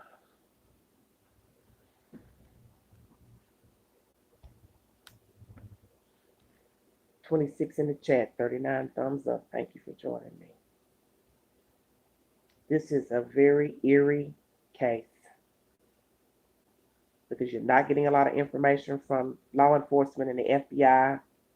You don't hear anything from the parent speaking. The parent wouldn't even give his own damn government name to the news. Something crazy and sinister has happened to these children. And I do not know if Mr. and Mrs. West sold their children, if they have sexually trafficked their children, if they have loaned out their children, if they murdered their children, if somebody else came and murdered, helped, aided, conspired. But we do know these dogs are highly trained. And if I hear that the dog doesn't smell anything outside, then I'm going to go with the fact that those children were either inside of the house on December 21st last, or something belonged to them was in the house December 21st. And as far as the bag in the desert, I can't speak on nothing about that. Because that sounds suspicious to me, that bag out there. And that's just my opinion. I think the bag was planted. Because people are frustrated with the case. And they're frustrated with law enforcement. And because they're not hearing anything, some busybody has decided to infiltrate the case by throwing the bag out there in the desert. But see, what you don't know is you are messing with an active case. And you're hindering an investigation and got these folks running around like ducks, fooling with a bag that may have nothing to do with the case. And you're wasting time and resources. I guess it's Cal City. That's where they live, honey.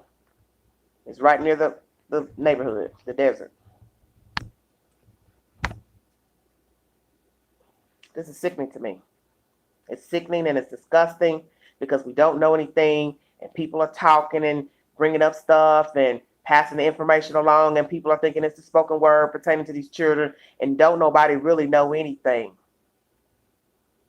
We don't really know anything about anything.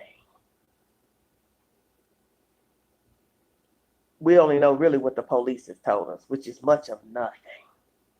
Basically, digging up a house, took the parents in for questioning. Parents are no longer staying at the house.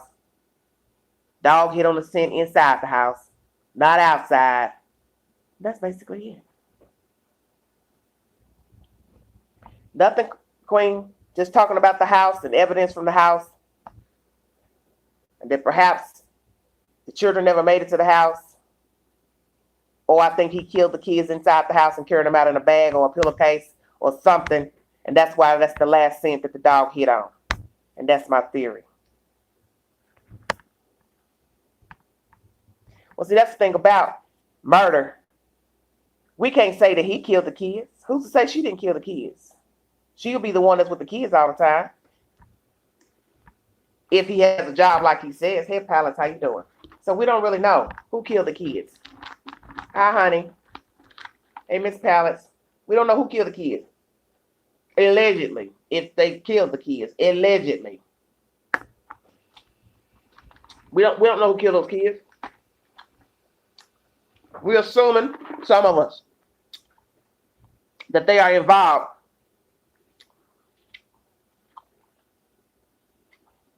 Okay, Melanie. So, all you really have is a dog scent. And some people may not even believe in that. Some people can say, well, the dog could have made a mistake. How do we know? Girl, I love my hot tamales. Oh, my gosh. But something is wrong. Something is terribly wrong with this case.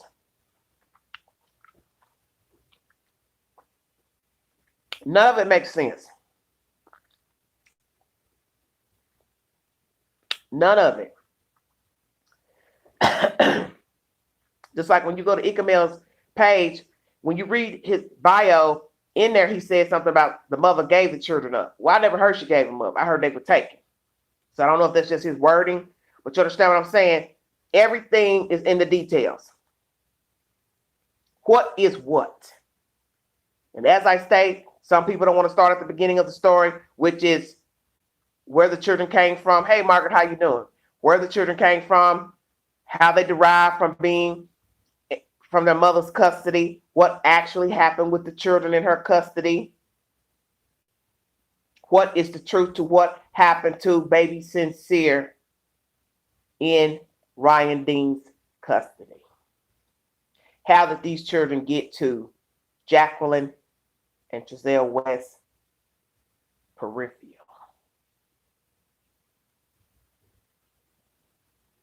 Did CPS make a mistake by placing these children in these people's custody and letting them adopt them? Well, hottie stuff, as I have said already in my chat, because you're just now joining, we don't have proof of anything about these people and the children. All I've seen are an old Facebook post on the brother's page, Mr. Watkins, Jamal Watkins. And that photo is December 1st, 2019. So that is just a year ago when he gathered with the family. And there's a picture of all 6 boys in the photo. I could not find her on Facebook. I didn't find Mr. Giselle on Facebook. So therefore, they probably took their pages down because of all the heat and the hoopla going on pertaining to the children missing. And most people will take down their Facebook because they're not going to handle leaving their page open publicly and letting every Tom, Dick, and Harry jump on there commenting, you're a baby killer, whatever.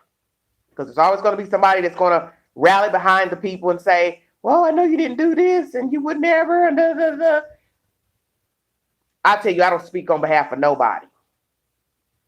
Because many people have spoken up on someone's behalf and there was evidence that showed the person committed the crime. And a lot of people don't want to believe the worst in people. You don't want to believe your son or daughter would kill a person, murder somebody, kill a kid, kill somebody for insurance money, heat of passion murder, whatever the circumstances are. People don't want to believe the worst in people that they like.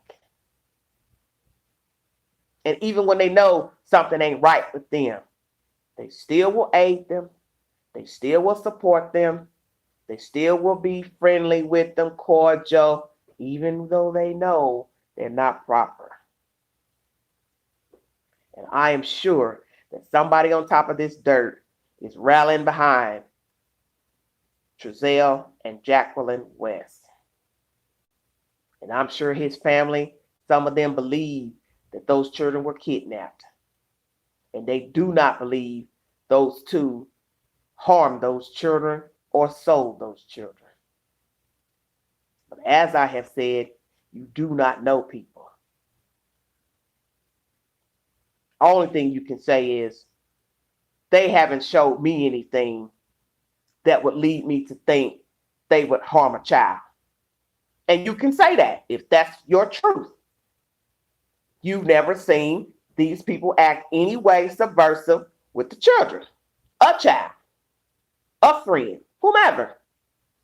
But it does not mean you know him or her. Because we have seen people aid people in crimes. The men have been talked into killing people for a woman. A man has talked a woman into killing somebody or hiding evidence or conspiring to murder someone. You have weak-minded people who will go along and dig themselves into the abyss for another human being out of love. And ain't no way I love you that much that I'm getting ready to sit here and conspire to kill anybody and hide the evidence, help you wrap up a body, go somewhere with you to dispose of the body. I'm not doing none of that because Queen loves her she. And she want to be free. Amen. But you have somebody who will do it, and people have been doing it since the beginning of time. And as I told you all last night, this behavior is never going to stop until God breaks up the earth. There will always be people killing children, people molesting, raping children, raping, killing adults, conspiring to murder people for fraud, money, insurance money. You have evil people out here. They don't care nothing about themselves, so they can't care about you. And I don't know if this is that case of fraud, but something is not right with these people. And what it is, I can't put my finger on it. Because as I said, I could be wrong. We could just be saying, well, we're looking at these people behavior, they're acting strange on camera, the way they stand, they're rocking back and forth. Maybe they're just nervous. I don't know. I haven't a clue. But I know when the authorities come to you for a photograph of your children, your missing relative, you usually give a picture that's recent. No matter if you like the picture, you think the person missing would like the picture, you're going to give them a recent photo out your phone or wherever you got a photo from.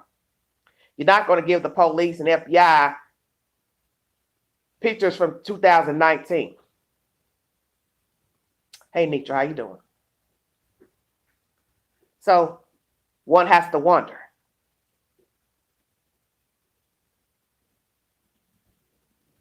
what is the truth about the neighbors seeing the kids? Because if my mind starts to wander in the direction that it's going in,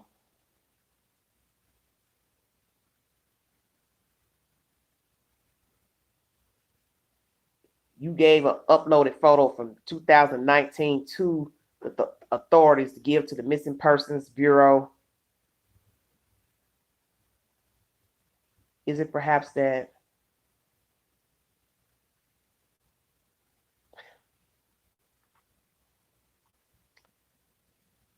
the kids have been gone longer than you all think? Did you all ever think about that? Because those photos are from 2019. Because I checked them on Mr. Watkins' Facebook page. They're all in a sequence. Okay? They're in a sequence of when he visited with the family. So if those pictures are from December 1st, 2019, the photographs that were uploaded to the police and the FBI,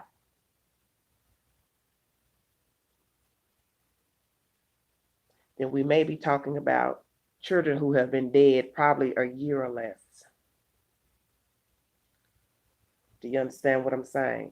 And none of you have addressed that in the chat. That possibly these children have been dead longer than September. Because if those pictures are from December 1st, 2019, I'm going to keep saying it. Jacqueline West, if you uploaded those pictures to the police, those old pictures from a year ago, then that means your children have been dead, what, a year? Or sold a year ago, or less than a year ago. And ain't nobody thought about that. Y'all so stuck on 3 months ago. 3 months, 3 months, 3 months, 3 months. Ain't nobody seen the kids. 3 months, 3 months, 3 months. 3 months, 3 months, 3 months. How about more than 3 months? I'm buffering. Who's to say these kids have been gone longer than 3 months? Because all you all are talking about is they just moved there. They only been there 3 months. I still didn't really get a gist of how long they've been living there. Because I hadn't heard nothing concrete that they've been there 3 months, except for the lady who talked to Mr. Chris Thorns and said she sold her house. But I don't remember in her conversation when she sold the house to them. Maybe she did say it was a couple months ago. But the gist of the story is, if we are going to keep listening to gossip from these neighbors, so-called neighbors who have yet to come forward to give an interview with the news to say, I verbatim haven't seen no children come out or go in that house. I've only seen at least 4 kids. I can verbatim recognize the kids. They don't look like the kids that you've got missing. And we don't know that any children ever made it to the address until video surveillance is released to verify who has been actually going in and out of the house. And the police have not given us that. And like I said, if you're not friends with the neighbors, they would have to sit in their window and be nosy every day to say who actually lives there, how many kids stay there, because how are you going to know unless you've been watching? And as I state, you can easily mix up little black children because none of the children are dark skinned where you can say, well, yeah, I recognize them because one's brown skin, one's dark skin. Most of the kids have a similar skin complexion. The 2 that's missing are just an inch off more brown than the other ones.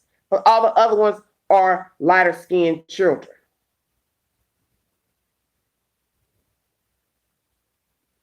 So you have to verbatim say, I know who stayed there. I know what the kids look like. I can differentiate all 6 kids. And or I can give you evidence by video surveillance doorbell camera, whatever, to show you how many kids were coming and going out of that house. I know it's deeper than we think. That's why I keep trying to tell you. The next thing that you're going to hear, and I probably should have said this an hour ago, is that there will not be another search for the children. The next search will be like what went on in Alabama. It will be a recovery search. And someone said that to me last night.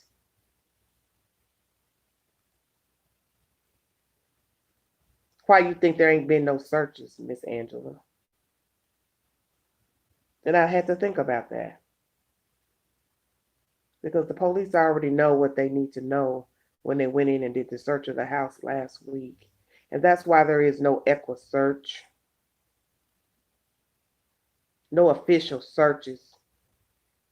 Maybe it doesn't really have anything to do with they don't have the money or the manpower. You can always get volunteers to help.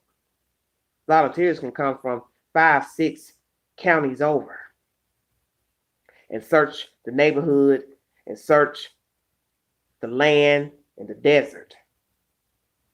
Maybe there's no official search because the police already know that the children are not alive. Did that ever occur to any of you? The police already know that the children are dead. And the fact that the chief said last week that he suspects foul play, that should have told all of us something there. Why would you suspect foul play in this situation? What have you seen or gathered to give you the conclusion that it's foul play? So when you say foul play, are you saying the children are dead or that they were sold or given away? But we know foul play usually means something final. And I think it's time that we accept what has been said by the chief of police. You see, I keep telling you all that you listen to a lot of rhetoric about crime. You listen to people give the 411, the 211.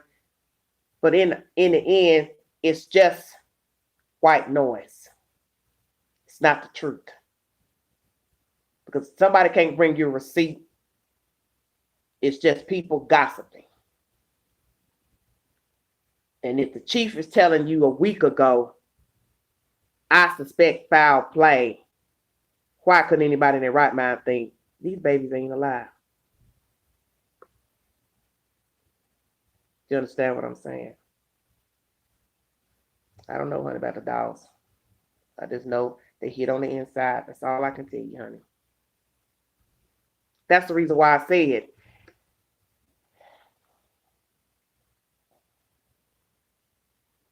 well, baby, they know cadaver dogs are scent dogs. Anybody with sense know that's what them dogs do. Oh, them parents would have to be very dumb not to know that. This is why I told you all why you have to listen to what is said in an article by the news.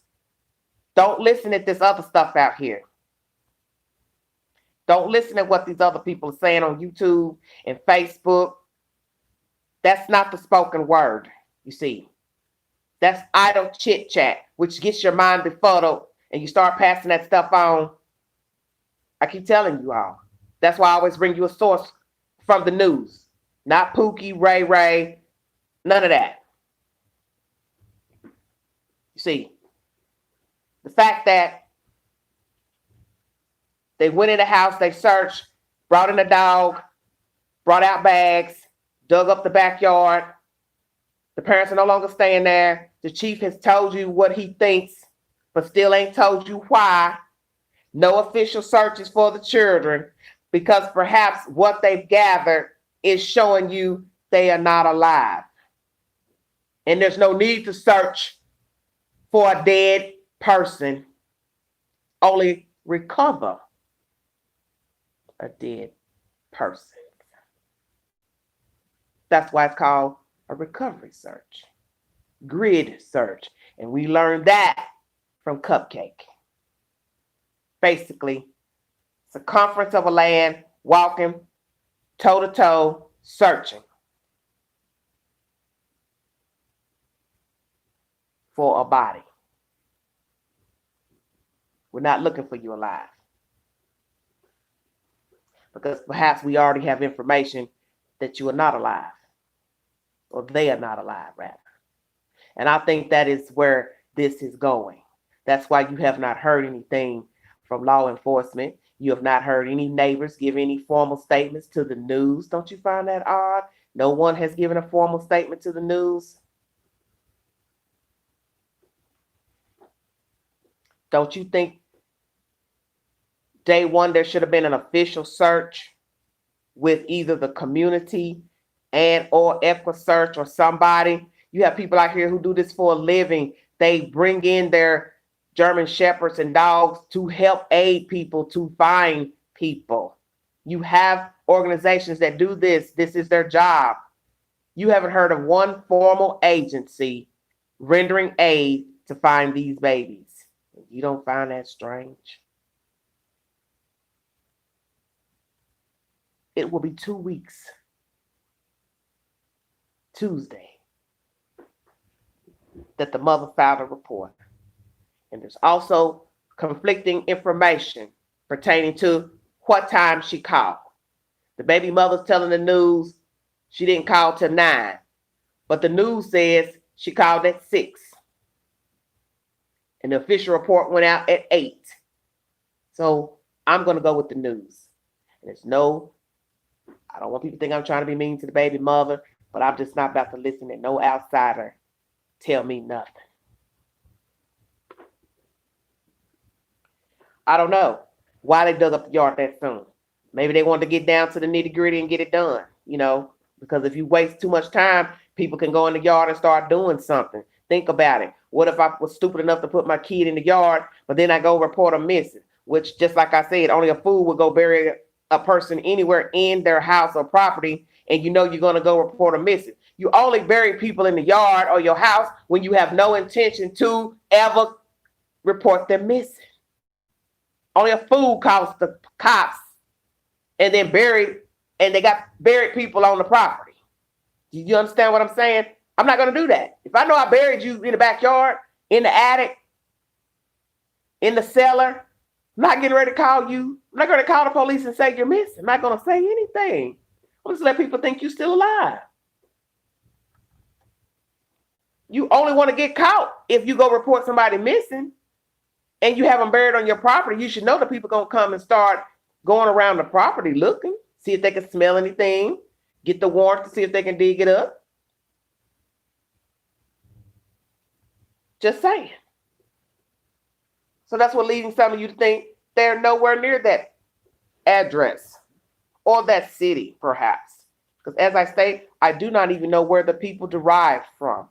I do not know their location of where they moved from. Someone dropped their address down in the chat on another channel, but I don't know what city they came from. I don't even know if they actually lived in the same city or not. I don't know what was found at the last house they lived at, because the police hasn't told us anything. And I understand they're not going to, because they don't want to hinder investigation by letting anything out. So as a person will decide to jump and go underground,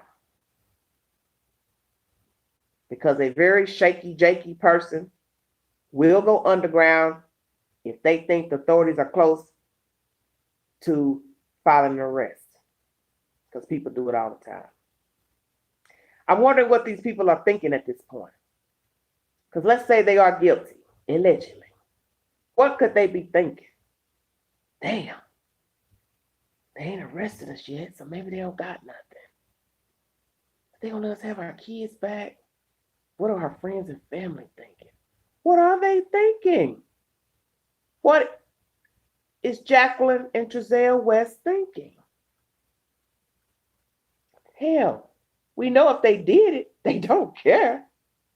Because you can snuff out 2 babies. You don't give a damn about nobody. Not even yourself. Not even your other children. Your biological children. And imagine being born to 2 killers. How horrible that would be to carry that burden into life knowing your mother and father murdered your adoptive brothers. Shut your mouth. And what are their family members thinking? The brother, Mr. Watkins, who seems like he appears to be an educated young man, belongs to a major black fraternity, has a decent career in Washington, D.C., worked at some nice places. What is Mr. Watkins thinking of his own brother right now, his baby brother? Does he have any type of notions that these people are guilty? What is he thinking? If their mother is living, what is she thinking? What are their friends and family members thinking? Where are they staying right now, the West family?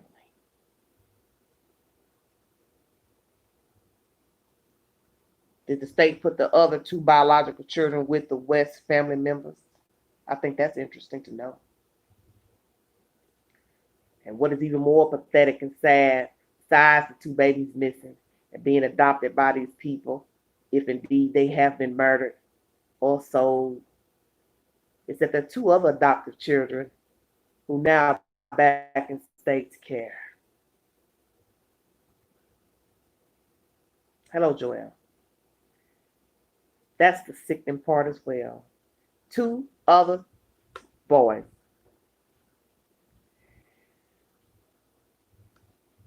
were adopted by these people. And I do not have a time stamp or date or any information to verify when those other two children were adopted.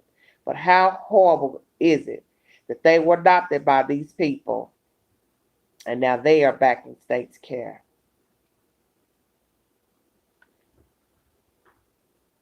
What did I tell you all about the Ferris wheel last night? It don't stop. CPS is wrapped up in this all day long with having to put kids here, put them there, take them out, put them here, put them back. It's a vicious cycle. Don't start about the motel, Nitra. Hottie stuff. Y'all killing me. I don't know where they are. But one thing I will say, kudos to whoever took them in if they are in a friend's or family member's house, because just imagine the thought of having these people in your house and you're thinking the worst case scenario about them. And so you're saying to yourself, I don't know if they did this or did something horrible to these children, but Lord have mercy. Imagine if they have killed these babies. They are now slumbering in my house, sleeping in my spare bedroom, eating from my refrigerator. Yeah, I said that. Because you know it's in the scripture. In Psalms, thou shalt not sit at the table with the wicked. Huh. Now imagine that. You feeding somebody that's been killed two babies. Shut your mouth. They coming in and out of your house using your hot water to bathe. Yeah, Queen real. See, you don't know people. Because as I've said, all these people you see out here accused of murdering people, children, somebody like them. Somebody love them.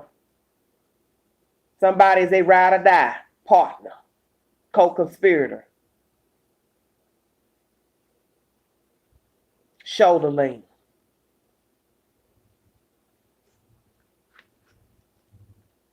And will catch a bullet for them. And that's even more sick.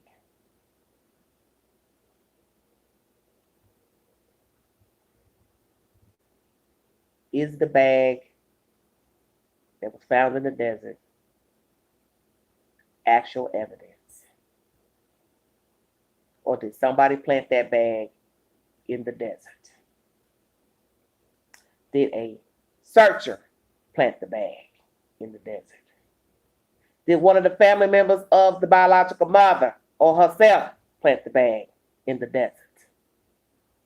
Or did the West family throw the bag into the desert? And what is actually in inside of the bag that was found at the search yesterday afternoon? What is in the bag? And what else was found near the bag? And is it relevant to the two missing boys currently missing out of California City, California?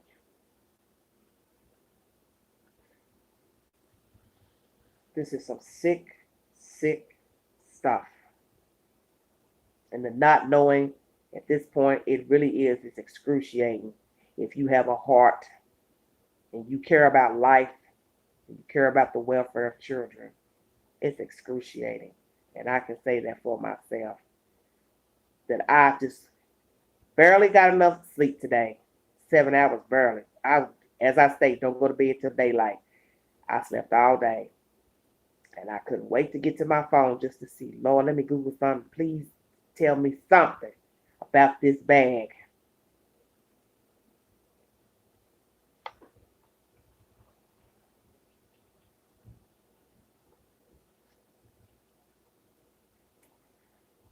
I'm not going to stay on here much longer.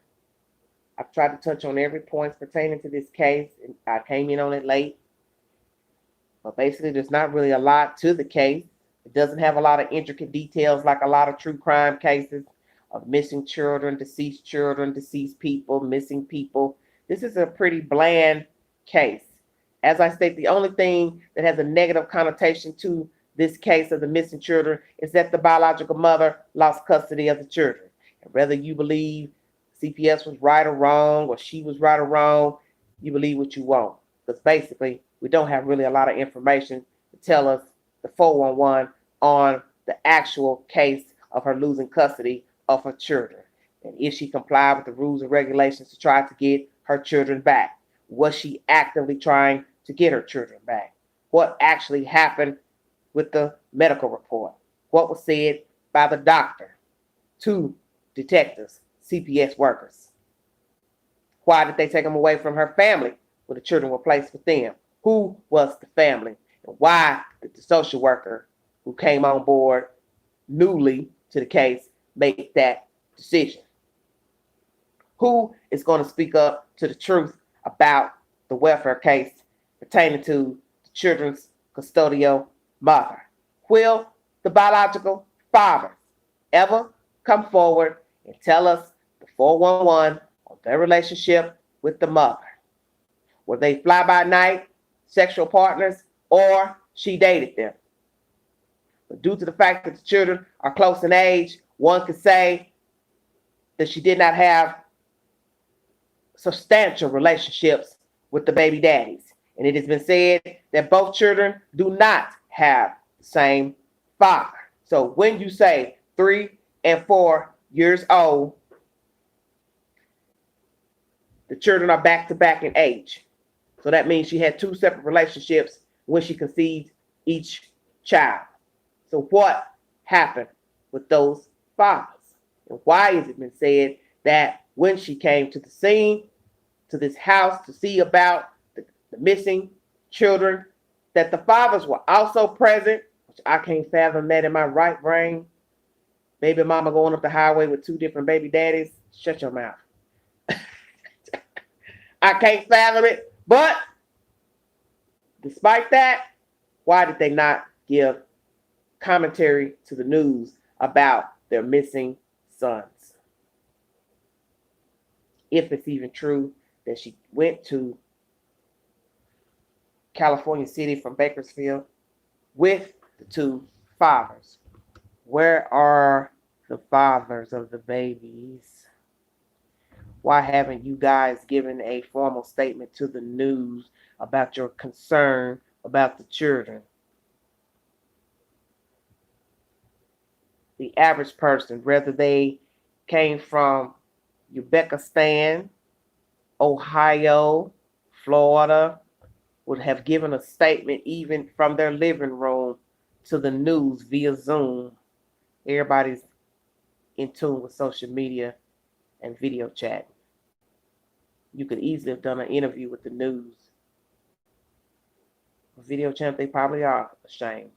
But what I'm saying still, you could have done an interview from your house to a news outlet to say, "I just like to let everybody know I'm the father of such and such. And I'm stunned, I'm this, I'm that."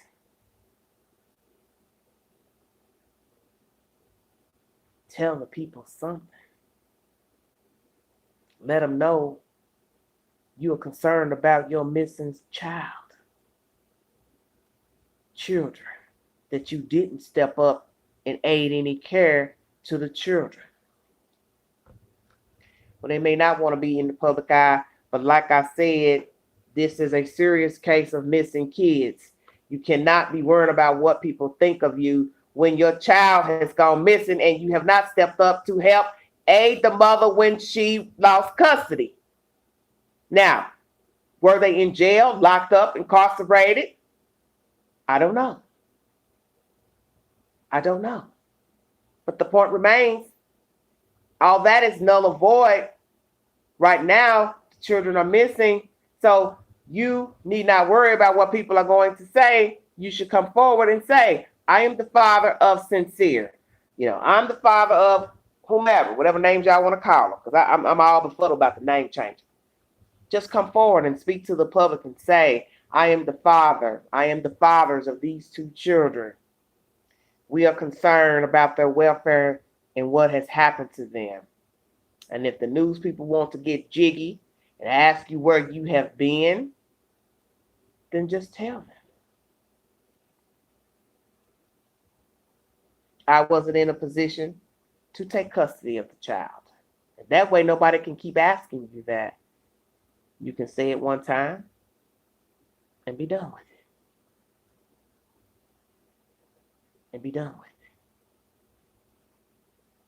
And I can only imagine what the biological mother is thinking.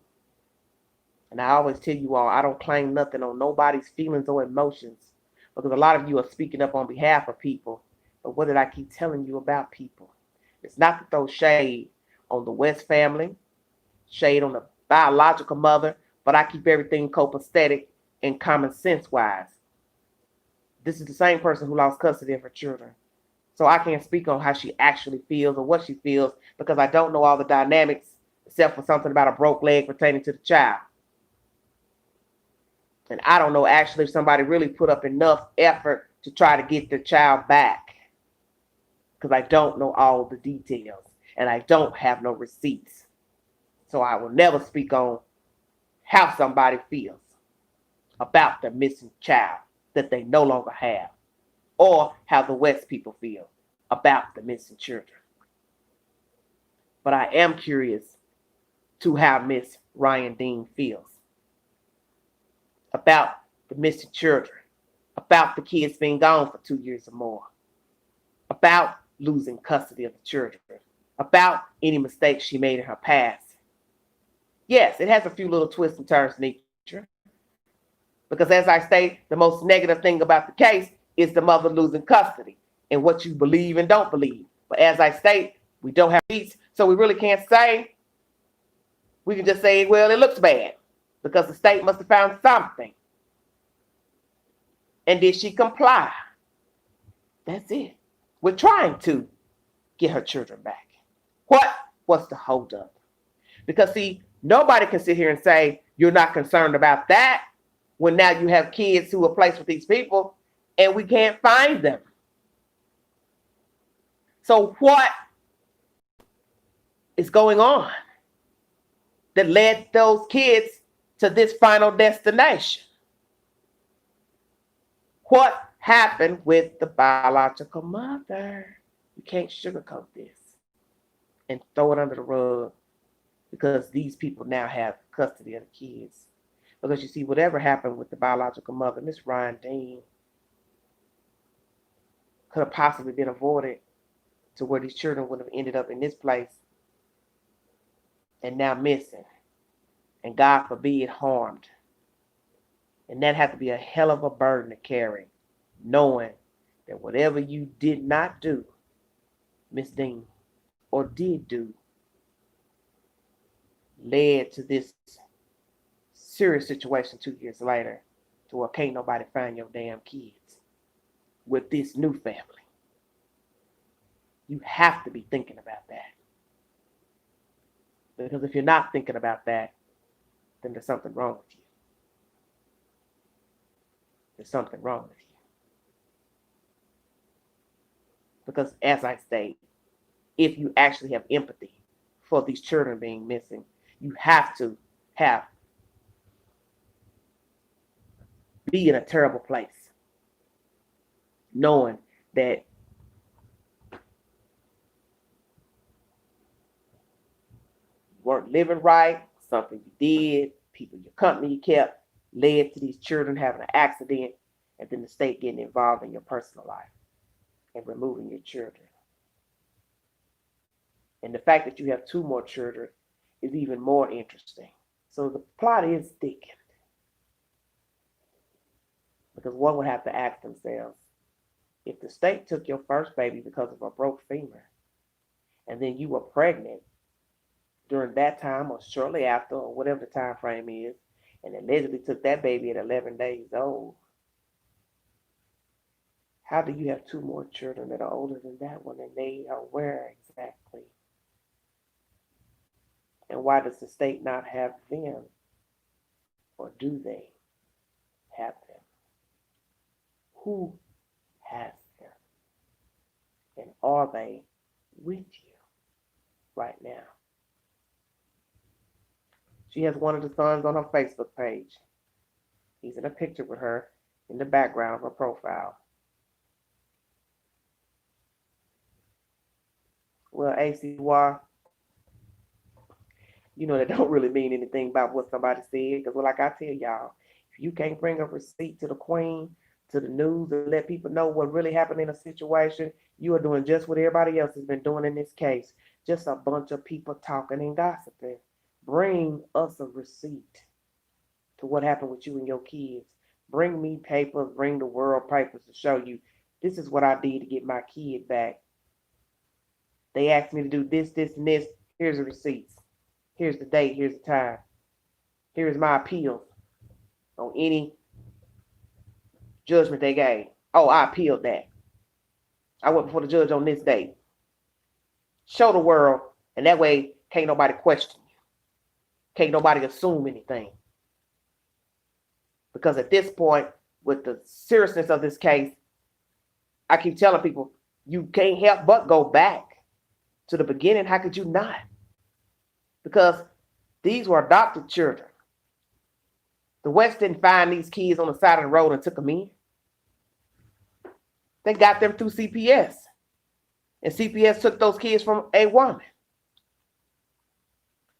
And no matter what you think of CPS, what bad experiences you've had with CPS or DHS, you cannot factor your situation or your friend's situation into this situation, because every situation pertaining to CPS is not the same. What happened in Ohio with some kids and a baby mama ain't got a damn thing to do with what the hell happened in Bakersfield and California City.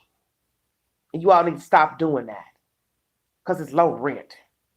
It shows that you don't have the thinking capacity to say, hey, every situation isn't the same. Every relationship ain't the same. Every courtship ain't the same. So you should know every case with CPS, it's not the same. And you don't know what was told to CPS about this chick and her kids, her background, her habits, how she was living, where she was living. See, all those are factors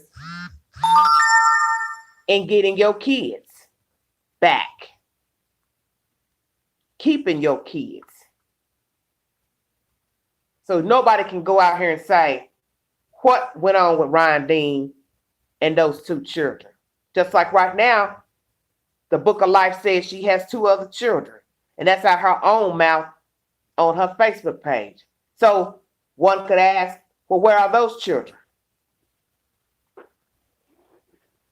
Yeah, we know all that hottie stuff. Honey, we know all of that about she didn't know, they didn't inform her. But like I tell people, I don't know California law, so I can't say what the state is supposed to tell you about procedures pertaining to your children. Because like I said, who's to say that they contacted a person so many times, waited on them to comply with things, and at one point they had a judgment, went before the judge, and the judge said, well, we haven't heard anything, so we're done. So they don't have to contact you, do they? Excuse me. But you understand what I'm saying? Do the California law say they got to contact you to tell you that your child's being adopted out? Because, as I state, I don't know the rapport that she had with them. And I don't know if the state will send you a final letter to say, well, we've tried contacting you and or you didn't comply with this, this, and this, or this is the finding that we just found, or we just got new information pertaining to, so now we're going to not give you any parental rights. And this is a final decision. See, if you don't know anything, you're not being told anything by the mother to the news, you don't have anything to go on. Well, that's what I'm saying. I'm assuming they would let you know your rights are being terminated. I can only assume that. But like I said, if I don't know the rapport that she had with CPS and what they were actually going through verbatim, courts, visual, verbal, letters, I can't say. And as I state, I'm not an expert as far as criminal law or law dealing with CPS. So I can't say what they will tell a person. And that's what's so baffling about this case, is that is possibly the worst thing said pertaining to the boys. You know, that one of the children's leg got broke. And as I state, some of you are questioning if the leg is fractured still. A lot of you talking about that. See, my thing is, I don't know if some of y'all just making that up or what, because there's nobody telling us anything. Well, okay. So, I don't know. I don't know anything. I'll just tell you the truth. There's very little information pertaining to all of this information. The baby mother has spoken to the news, given a brief synopsis of but some of that to me is contradictory as well. Because I don't know. She already said she don't have a relationship with them, so that leads me to think, well, you haven't been really talking to them, have you? When was the last time you actually spoke to them before December 21st? Where were you getting information that they were underfed, looked underfed, hair wasn't getting combed? How did you get this information?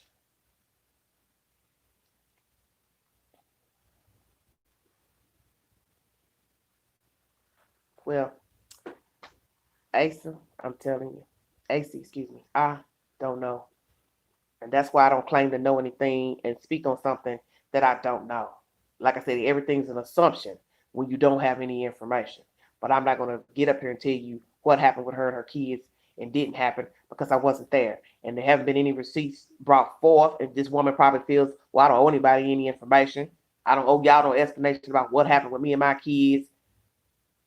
They got took and they didn't give us a chance. That's basically what they're saying, her and her sister, via Facebook. So I don't know. But hello, Jesse, how you doing? But it's all sad to me because I always say you have to start at the beginning of a story, and a lot of people don't want to start at the beginning of a story. And to me, that's foolishness. It's just like if some person wrote a biography about their life. Why the hell would they go get a publisher and the publisher signs off and gives them money up front, sign a contract with them, and they write the book starting at what happened to them at 30 years of age up until the current age they are. And let's just say they're 50. You think somebody want to read a book about what happened to you between 30 and 50? You're 50 years old writing a book. And you hand the manuscript to the publisher. And the publisher says, well, damn, well, what happened to you when you were born? Or where was you raised? Where'd you come from? What happened between birth and 30? Oh, well, I don't talk about that. That's the past. Y'all don't need to know nothing about what the hell happened to me when I was born out by mama. You don't need to know what happened to me when I was 12. Well, honey, it's an autobiography. Well, I don't care. None of your business. It ain't important. That's what some of y'all been saying on Facebook. That's what some of you all been saying on Facebook. That's what some of you been saying on Facebook. And then you come over here to the Queen's Playhouse and tell the Queen, who she coming down on, who she's being hard on. Well, that's your ideology. But you can't have a story starting at the middle. Because you see, Ryan Dean put herself on Front Street when she went up to California City and let it be known that those were her children from birth that are now missing. You see, Ryan Dean could have laid in the cut and never let anybody know that those were her children originally. She could have just laid back and let everything unfold, but she did not.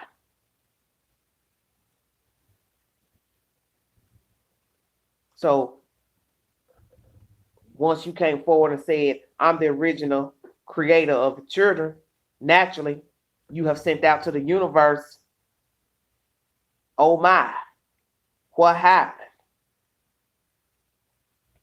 Well, I don't know what happened with her K, and that's what I'm saying. She hasn't told anybody what actually went on verbatim. And see, most people are curious to that because when you're dealing with a case of adopted children going missing, or a worst case scenario, people are going to always wonder, well, what happened to the kids to get into this predicament anyway? And that's why I said you have to be careful when you come forward, putting your business out here in the street. Right. But see, a lot of people feel like, Jesse, we don't have no reason to talk about her. Don't judge her about what she did. But like I told somebody, I don't know what she did, but I'm just saying how it looks. It looks bad. And if you want to blame CPS and talk crazy about CPS, or like I said, somebody on somebody else's channel talking crazy to me in the comment section about, I don't know nothing about CPS. And I had to, get ignorant in my live last night to let people know, baby, I know all about the state. I know all about DHS. I've worked with the state. I've taken care of children in the group homes. I was a care aide. I don't have to verify nothing with nobody. And I don't have to explain nothing to nobody.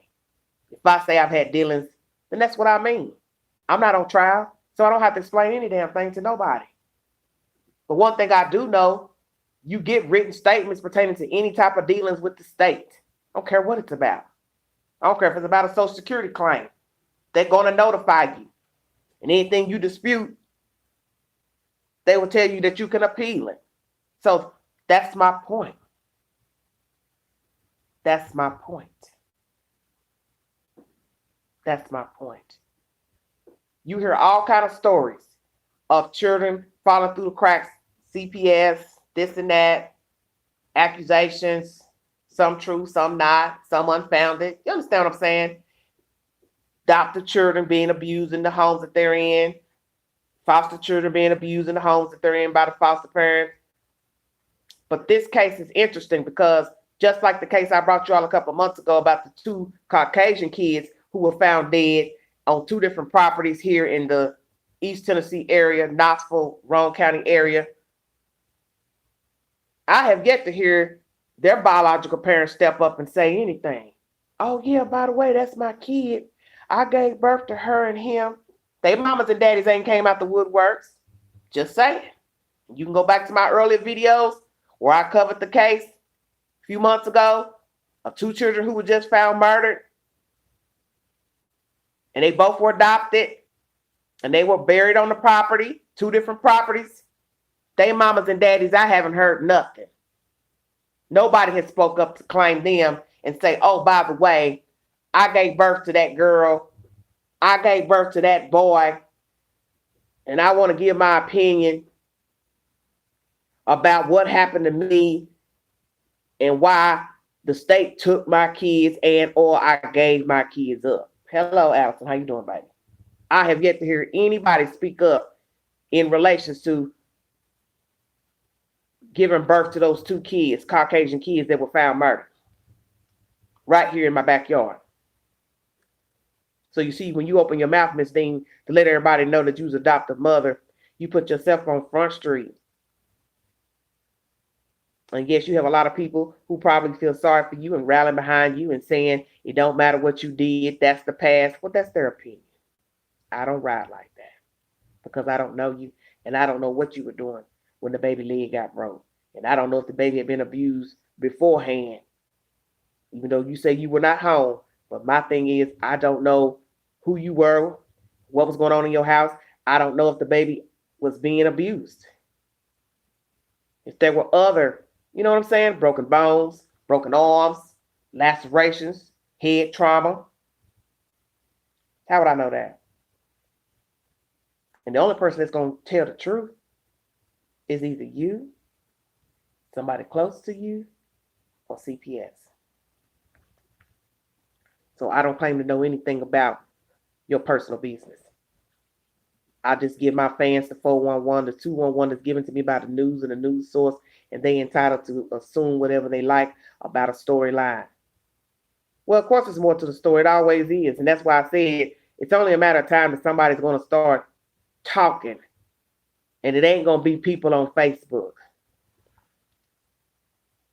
It's going to be somebody that's going to say, you know what, I'm going to go on and sit down with the news and tell them something about either the biological mother, the fathers, and or these people who were taking care of these children. But somebody needs to say something because we are dumbfounded at this point. We are dumbfounded. Because you see, they're not talking to anybody. Don't you find that interesting? Now, I've heard with the cupcake case that the chief didn't want the mother speaking to the public. But of course, that never stopped the dodo bird father from talking on Facebook. And he got his followers. He got his followers because people couldn't wait to hear what he had to say. What he's saying, what he's saying. And the baby mama didn't start to talk till after the baby was buried. And she said, well, I never said anything because the police told me not to say nothing. Well, you know, people gonna judge you. But why aren't you talking? But as you see, this case may be the same. They may have said, we don't want you all talking to the public. Don't tell the public nothing about your life. Don't tell them nothing about what happened on December 21st and back. But most people who feel like, well, I don't have anything to hide, I don't care, they may defy that order and say, I'm going to tell the public because I want them to remember my children's names. I want them to keep their names and faces in the media. I want people to know I care for my kids. I love my kids. I'm praying that they are alive. I'm hoping that they are alive. Hello, Lita, how you doing? But like I said, everybody is different. Some of you felt like they should have defied the police and went out and searched. But they say the police told them not to. They wanted to search. But they didn't. But you see, when this search was done yesterday, the parents were nowhere to be found.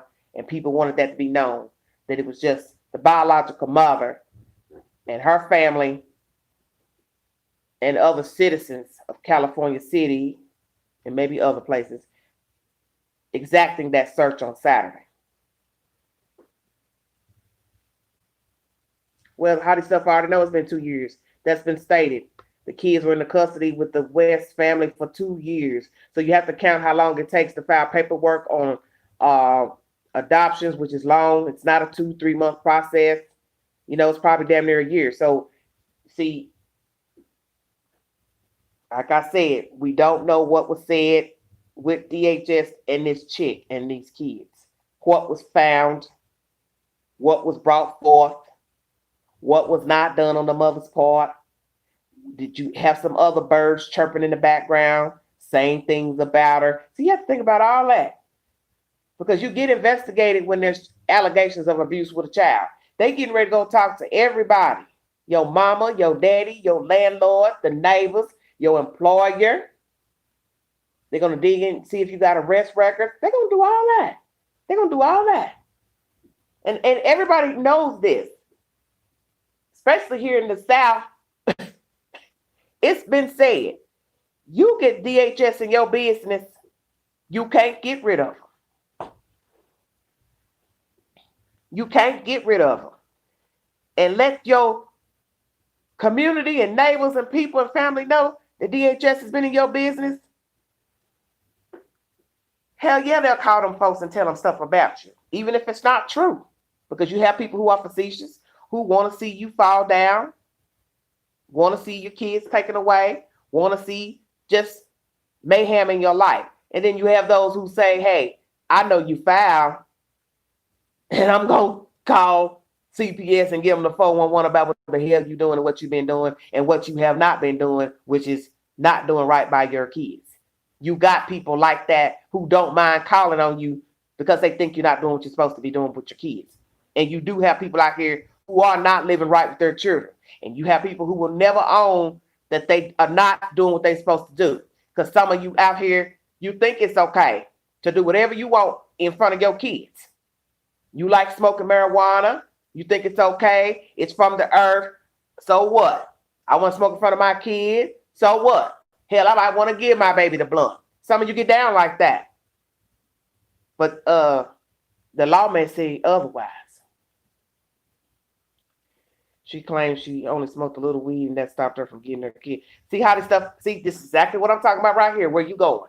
I've heard nothing about her smoking weed. I have heard nothing about that. Now, where'd you get that from?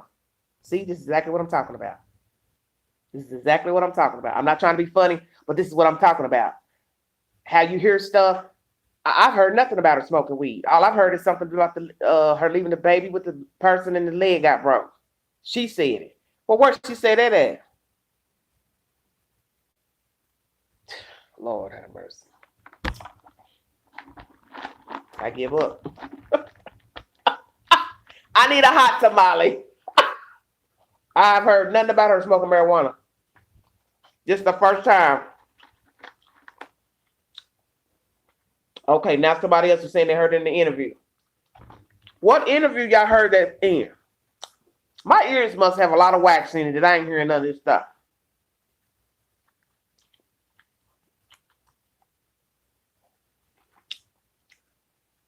Direct the queen, because I want to hear it for myself.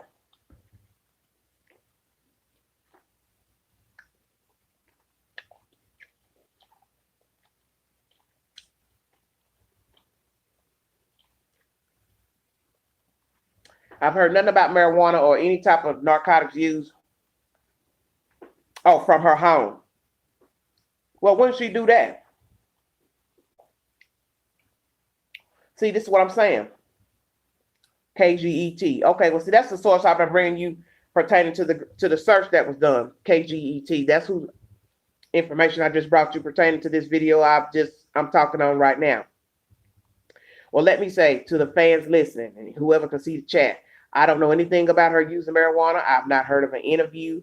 I may go look to verify that it came out of her mouth, but I personally hadn't seen any personal interviews from her home. The only one I've seen her talking is where she's standing outside that house where the children live, allegedly. Okay, how this stuff says came out of her mouth. So I don't know. Okay, this Solanum. Is your name Solanum or Solanum? It's on the news. Please check it out. Okay. Well, see, that's what I'm trying to tell you all. It's that everything doesn't get uploaded to Google. As I told you, I brought you the update just now, just from the search. It's the same information from yesterday. I have yet to pull up any interviews. Just when I searched the children missing, nothing comes up about her in a personal interview at her house. Everything has just been basically that about the house and the kids going missing, and I haven't. Nothing comes up pertaining to her. The news clip. Okay. Well, I'll check it out. But nonetheless, whatever she was doing and not doing, it's still a bad situation. Because like I said, I don't know everything that was going on with this lady, what she was doing, not doing.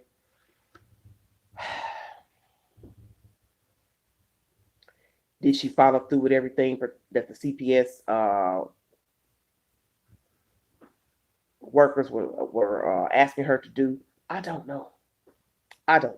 But as I state, yes, it looks bad. And like I said, people can argue back and forth of who did what, who said what, who was intentional, unintentional.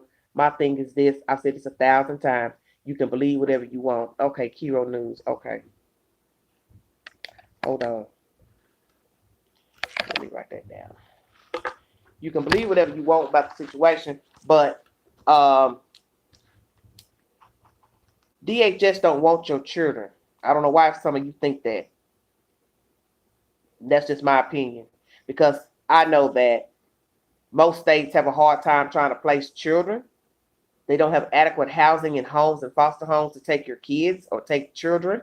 So why would they want to take your child away from you when they already know they don't have places to put the kids? And if it's all about this stuff about getting bonuses and all that to place a child, well, the thing about it is, if that's supposed to be so true, commenter saying this, I ain't guaranteed to get no bonus when the children name come up on my desk and I got to go out here and try to find them a place to stay. Who's to say I can find a place to stay?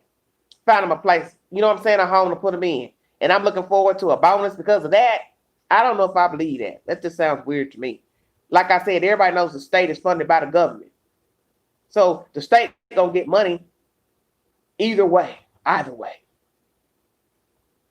But this thing about getting bonuses pertaining to how many kids you place in foster care, that sounds wicked. That to me, that's no different than human trafficking. I mean, I'm just saying. Do you hear how that sounds? Girl, I gotta get me at least 4 or 5 kids this week to place in the state's care. I'm gonna sign off on getting these kids taken away from their mama and daddy so I can get a bonus.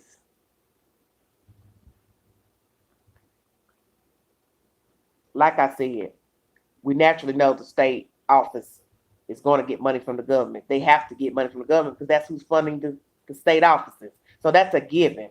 But as far as the bonus accusation, some lady made that comment on somebody's Facebook page. I just thought, God, you gonna put your face and name up behind that comment? That is crazy. So I'm just gonna write this down, the bio mom interview. So I'll go look for that, see what I come up with. But I'm just speaking on the record. I hadn't seen that any information about her personal habits. I haven't seen anything. But nonetheless, I'm going to check out of here. I'm 2 hours and 52 minutes in. This is a very long live. I'm so appreciative of you all coming in, jumping in. 34 in the chat, 54 thumbs up. That's really great for the queen. I'm so humbled. And as you see, I'm a little mild. Had kind of like a little headache. I think my medicine sitting under this strobe light is not good for my blood pressure medicine. Thank you, thank you. The hair color or the shirt. But thank you. But just know that when you hear these crazy stories and you don't know what to think, yes, we should try to be objective because we don't know everything. The shirt, thank you, baby. It's just a regular t-shirt. It's kind of like a purplish color. Thank you so much. We don't know everything. And no, we shouldn't put out rumors about stuff we don't know, but we are human, and this is what everyone has been doing. Just like somebody just mentioned about the marijuana situation. I can't speak on it, like I said, because I hadn't heard it. Now, until I hear it verbatim out of the person's mouth, then I can come back to you all and say, yeah, I heard her in an interview said, here's the source. You go verify for yourself. But people are going to assume things in the case. People are going to pass information. But I have always told you all the reason why I don't like going to Facebook is for this very reason. People do a lot of talking, and basically they're just passing stuff that they heard from somebody else. They don't have no verification of nothing that's going on. Thank you, honey. You're welcome, Jesse, anytime. People don't really know what's going on. They're just getting information from somebody else and passing it along. And by the time it's been passed along 50,000 times, somebody in the world thinks it's a spoken word. Well, they said, they ain't seen no kids. They said. And then you have to say to that person, they who, honey? Did they bring you a receipt? And see, that's the problem with this case. It's just like all these other cases. Until you get verification, you really don't know anything about what the hell is going on. We are just speculating, assuming, but we don't know these people. We don't know the baby's mother, the baby's fathers.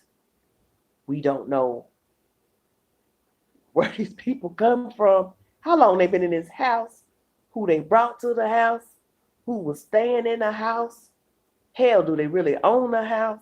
We hear they bought the house from a lady. There was some speculation and hanky-panky allegedly going on with that, the sale of the house. And those are words coming from the owner who was trying to get her money from these people for the house. Took 100 days for her to actually finalize everything. And this is just coming from her opinion. Just a lot of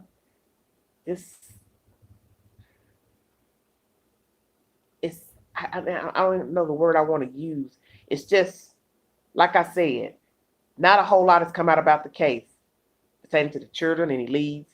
Not much coming out about the parents, the original parents of the children. Not a lot even coming out about these two, Mr. and Mrs. West, Jacqueline and Giselle West. Nobody's coming out bringing a 411 about their demeanor, anything they've done in their past, falling out with them or anything. But what made some of us think negative, some of us, let's say, is the issue with the lady who sold them the house. Her saying something didn't seem right in her trying to sell the house to them, waiting so long to get the money, him coming with somebody that looked seedy like they was in a mob. That was said. And I think she didn't get all the money at the same time. Well, see, I would have never done that. If I didn't get all the money at the same time, like one wop rather, I wouldn't be dealing with you about my house. And I found that weird. Because most people, when they're trying to sell their home, they usually deal with a realtor if they're not selling it, on their own. And so the realtor is the one doing all the negotiating. So the realtor is the person that come back to you and say, well, this is what they're offering. This is what they're offering. And this is what they expect from you. And then, you all go back and forth. If the first time the realtor come back to me, or my bank came to me if I'm doing it on my own, and said they can't secure a loan, I'd have killed that conversation right there.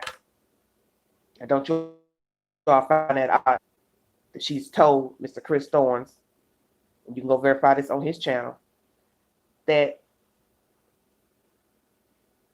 they couldn't secure a loan in the beginning of this transaction of her trying to sell her house to them, the same house you're looking at on the TV pertaining to these missing kids. So I would have never hung around trying to sell my house to them. Because the first time the bank told me, well, they ain't got no loan. They can't get no loan. Oh, no. It's over. Null and void. Up. Cord cut. Look. Next. This lady probably wanted to do it, on her own possibly so she can get all the money.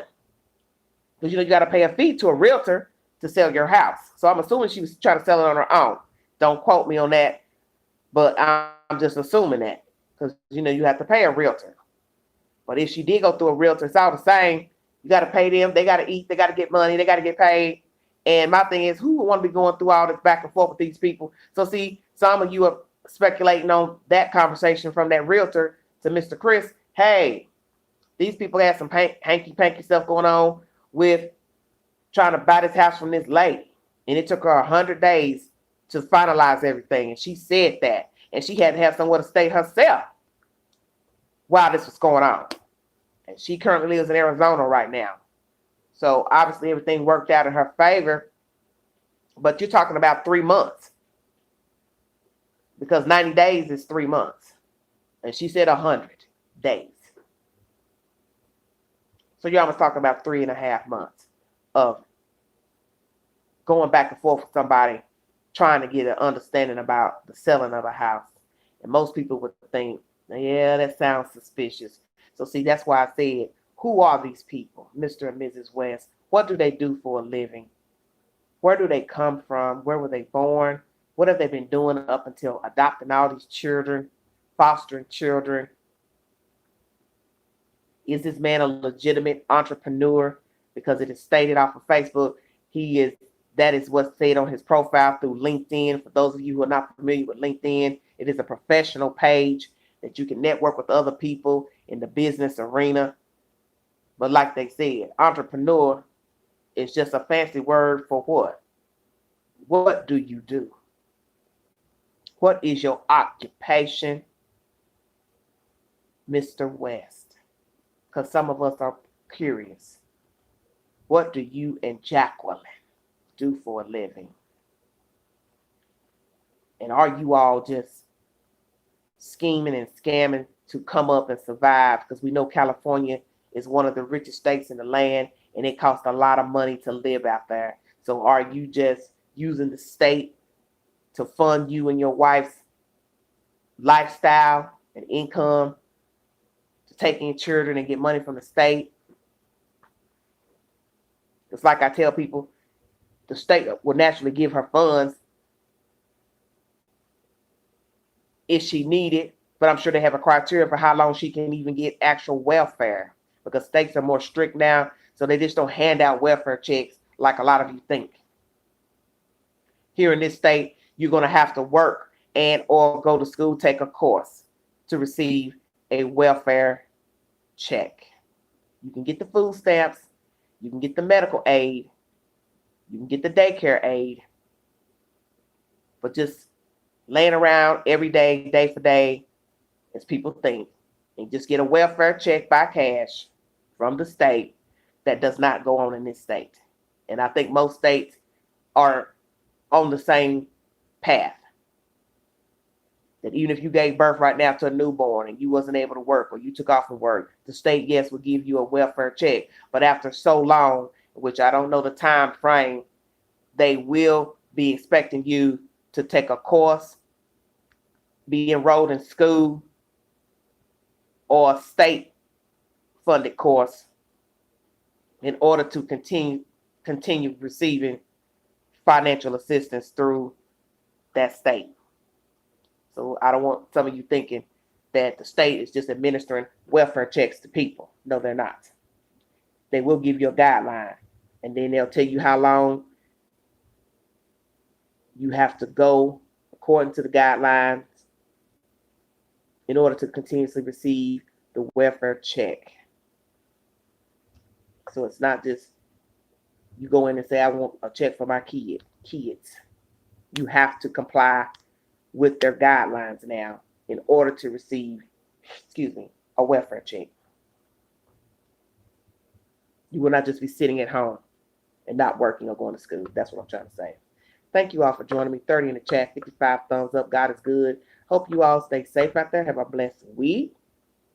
Pray that you all will see your checks from your stimulus checks in your bank account or paper check or card, this week in the mail. They're saying something about January 15th as a cutoff date. I'm not sure about all of this and that, but I will let you know if you have not received a stimulus check, you can apply through the IRS on a form to let them know you haven't received your first stimulus check, and they will give you a credit for your stimulus check. So check your accounts periodically. Make sure your money has arrived in your account. And if, as I stated, you have not received your first check, you can file a claim so you can get that said money.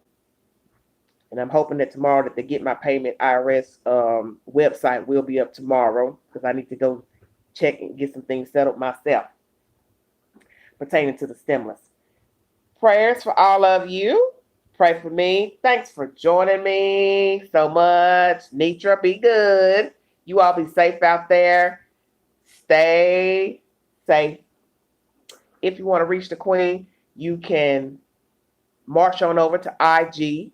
I'm under Big Sexy 71. And if you want to help fund everyday shenanigans, you can cash at me at $Big Angie 129. And I have that in the description of this video, how to contact me and cash out the channel. Thank you so much. I appreciate that. All your help and your comments. And sorry, I didn't mean to ignore some of you, but when I try to get all this information out, I have to read so much, so I can't respond to the comments. But when I get an update to the story, I'm going to come back on and what you said, Kate? Kate, what you talking about? When I get an update to what was in the bag out in the desert,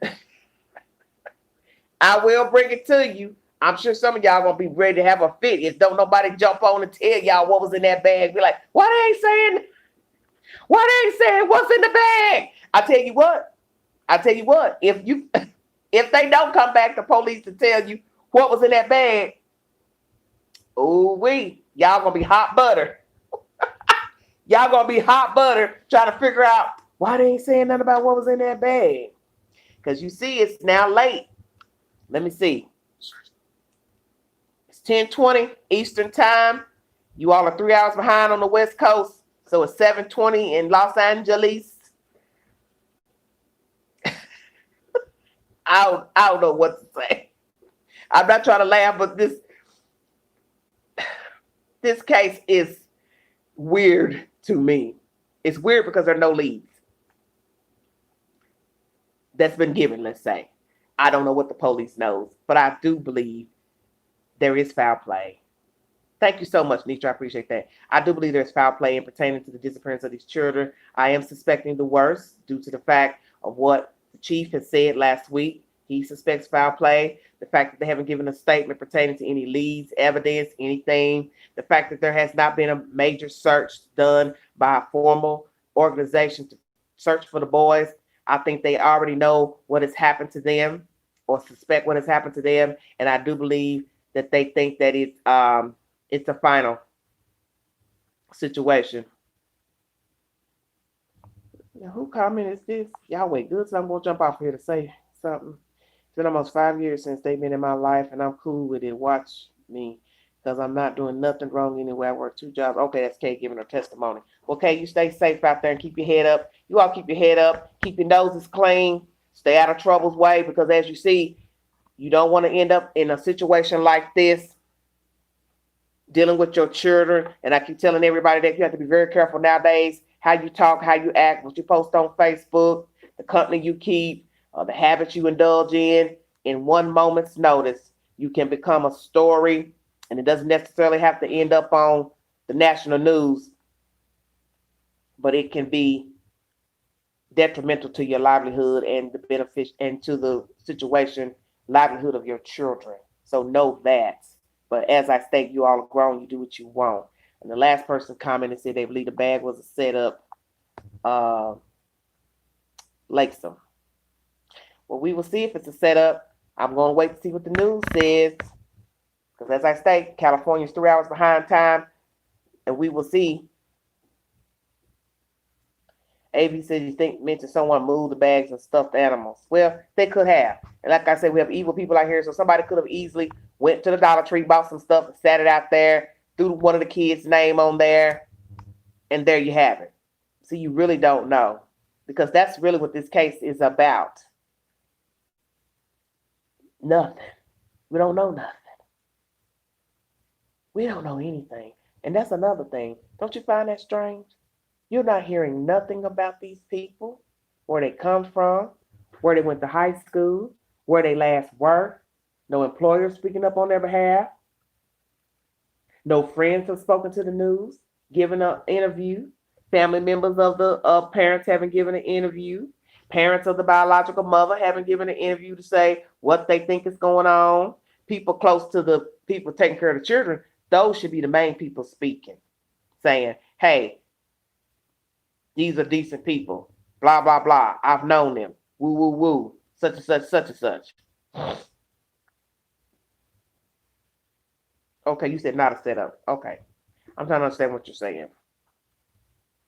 Hottie Stuff says because they're con artists. Well, and they possibly may be. And that takes you back to the fact that they were approved by the state to adopt children, and before that, foster children. So what now we have to ask ourselves, what is it that they told the state they did for a living?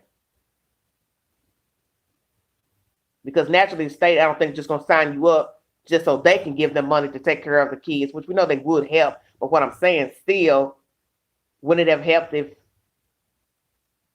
the people have some type of income? Some kind of income? That's all I'm saying. Like, share, subscribe, drop your comments below. Thanks for joining me, everybody. God bless you. I will be back on with more information. I did see something else crazy in the news that has happened. There was a shooting at a church. I may just upload a video and not go live later because it is late right now. It's after 10. I don't think I want to go back on, but the bag started moving when the searchers thought they found bones. Okay. I don't think I understand what that means. That's okay. But there's been a church shooting here in America. I saw the notification before I jumped on. I'm going to go into that, make me something to eat late, see what I can find about that. And I possibly will upload a video on that said case. I won't be going live, I don't think. I need some rest. But anyway, you all stay safe out there. Check your accounts for your stimulus check. Do what you got to do with your money. Pray that we can get rid of this COVID, get vaccinations if you choose to get one. Pray that we can get it down to where we can open back up and do a lot of good things that we used to do. Several animals have been relocated. What are you saying? See, I'm trying to get off this live and you steady commenting. And I don't understand what you're trying to say, honey. Several animals had been relocated to where the bones were found. What you mean, several animals? What you mean, deceased animals, dead animals, carcasses? What are you saying? Ooh, golly, I can't stand it. Yeah, what is your name? Selenum, Laxum? What did you say about these carcasses saying? God, ain't nobody video for 3 hours. This is a long live.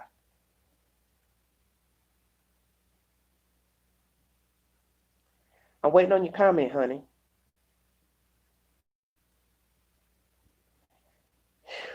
I'd be so glad when something come up about these kids, because this is getting daunting. 2 weeks now, be 2 weeks Tuesday, and this is really sickening. 23 still in the chat. 22 now. 57. Well, they're not gonna say anything. I don't know. I don't know what's going on in the desert and what is what. But anyway, Queen is out of here. Thanks for joining me. I will be back on with an update pertaining to this story and more hot topics. Remember the bones found with the stuffed animal. See, I don't know anything about that. That's why I told you I don't know anything about that, because in the report I brought you, that news report didn't say anything about none of this stuff that you all are talking about. It only said that clothes were found with a bag or in a bag. That's all it said. And I brought you all a source. It just says the bag, gift bag, and some clothes. It never said nothing about a sock, a knife, bones. See, now you are talking about other stuff. See, probably animal bones the searchers found days ago. I don't know. Thanks for joining me. Mask Up America, COVID is real. I'm out of here. Thanks a lot, you guys. I don't know what you're talking about.